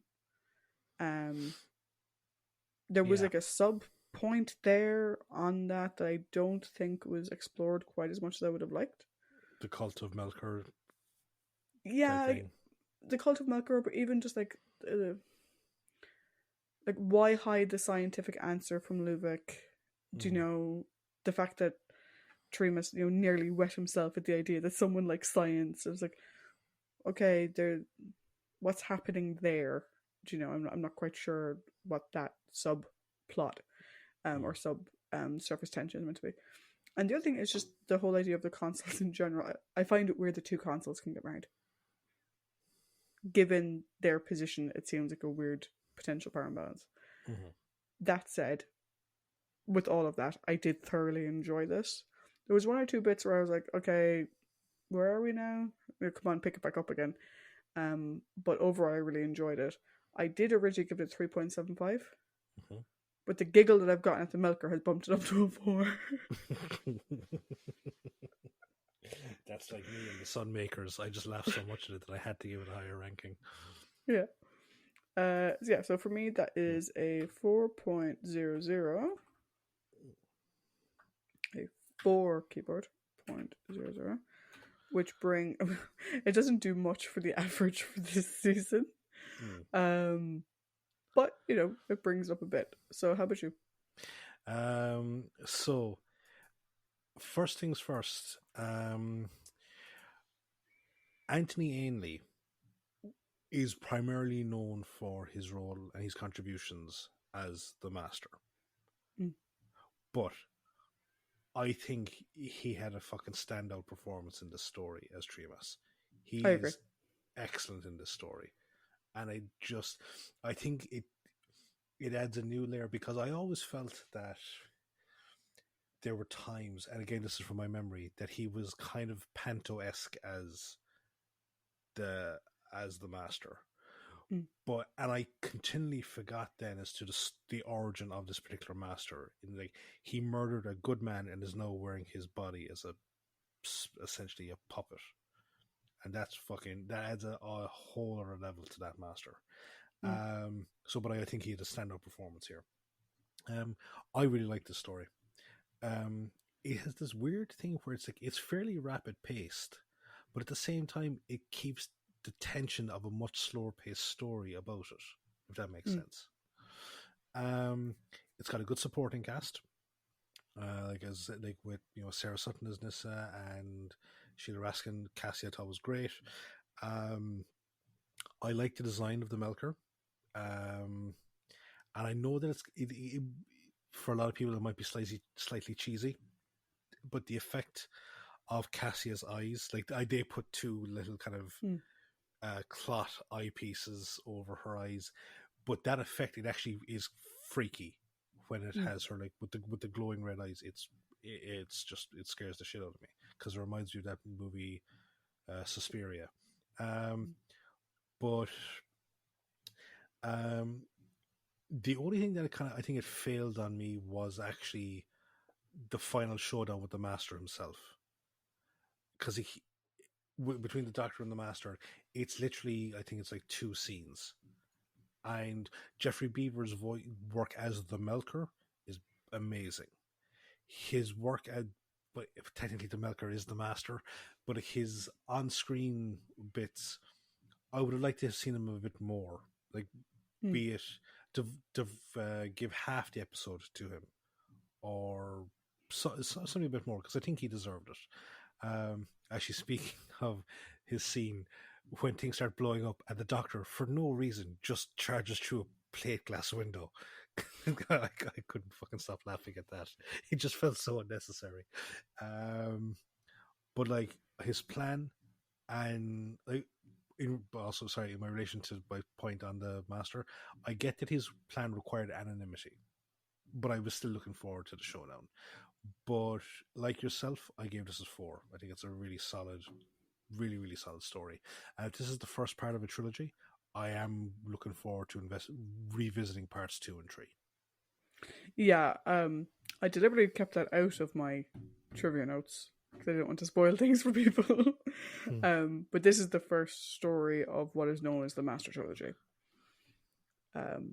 That was written in my notes. I just didn't read it out. Oh, I thought you did read it out. No, I didn't. I deliberately skipped it. Okay, sorry. That's okay. That's Oops. But yeah, so that brings, if we're looking at averages, your average for season 18 is currently 2.88. And mine is 2.67. Next week's story is a big one. Yes, it is. It is Legopolis. Legopolis. Legopolis. It is Tom's final story as the Fourth Doctor. Little tiny caveat. Tom's final story as the Fourth Doctor. It's the last story of the season. Can it get it up to a 3? I mean, let's do some. Let's do some maths. Well, let's have Excel do some maths. Yeah, if you. Oh God. I think if my maths are correct, if my maths are correct, you're going to need to fucking love the shit out of the next story. So, if you give it a 4, you bring your score to over 3 point. Yeah, if you give it 3.75 to get to 3.0 on average, you need to give next week 3.75. I need to give it a 5 in order for season 18 to hit the 3.0 threshold. Yeah, just looking back, like, I think where it really starts to go down for you is the E-Space trilogy. Yeah. But actually, I wasn't a big fan of the Leisure Hive either. Oh no! But like I was saying is, like, that like we weren't coming back. Coming back is the E-Space trilogy. We won't make any assumptions for next week, though. No. Am I correct in saying next week is a 6? No, there is no more 6-parters. Oh, thank God. Yeah, no. Okay, that Shadow was.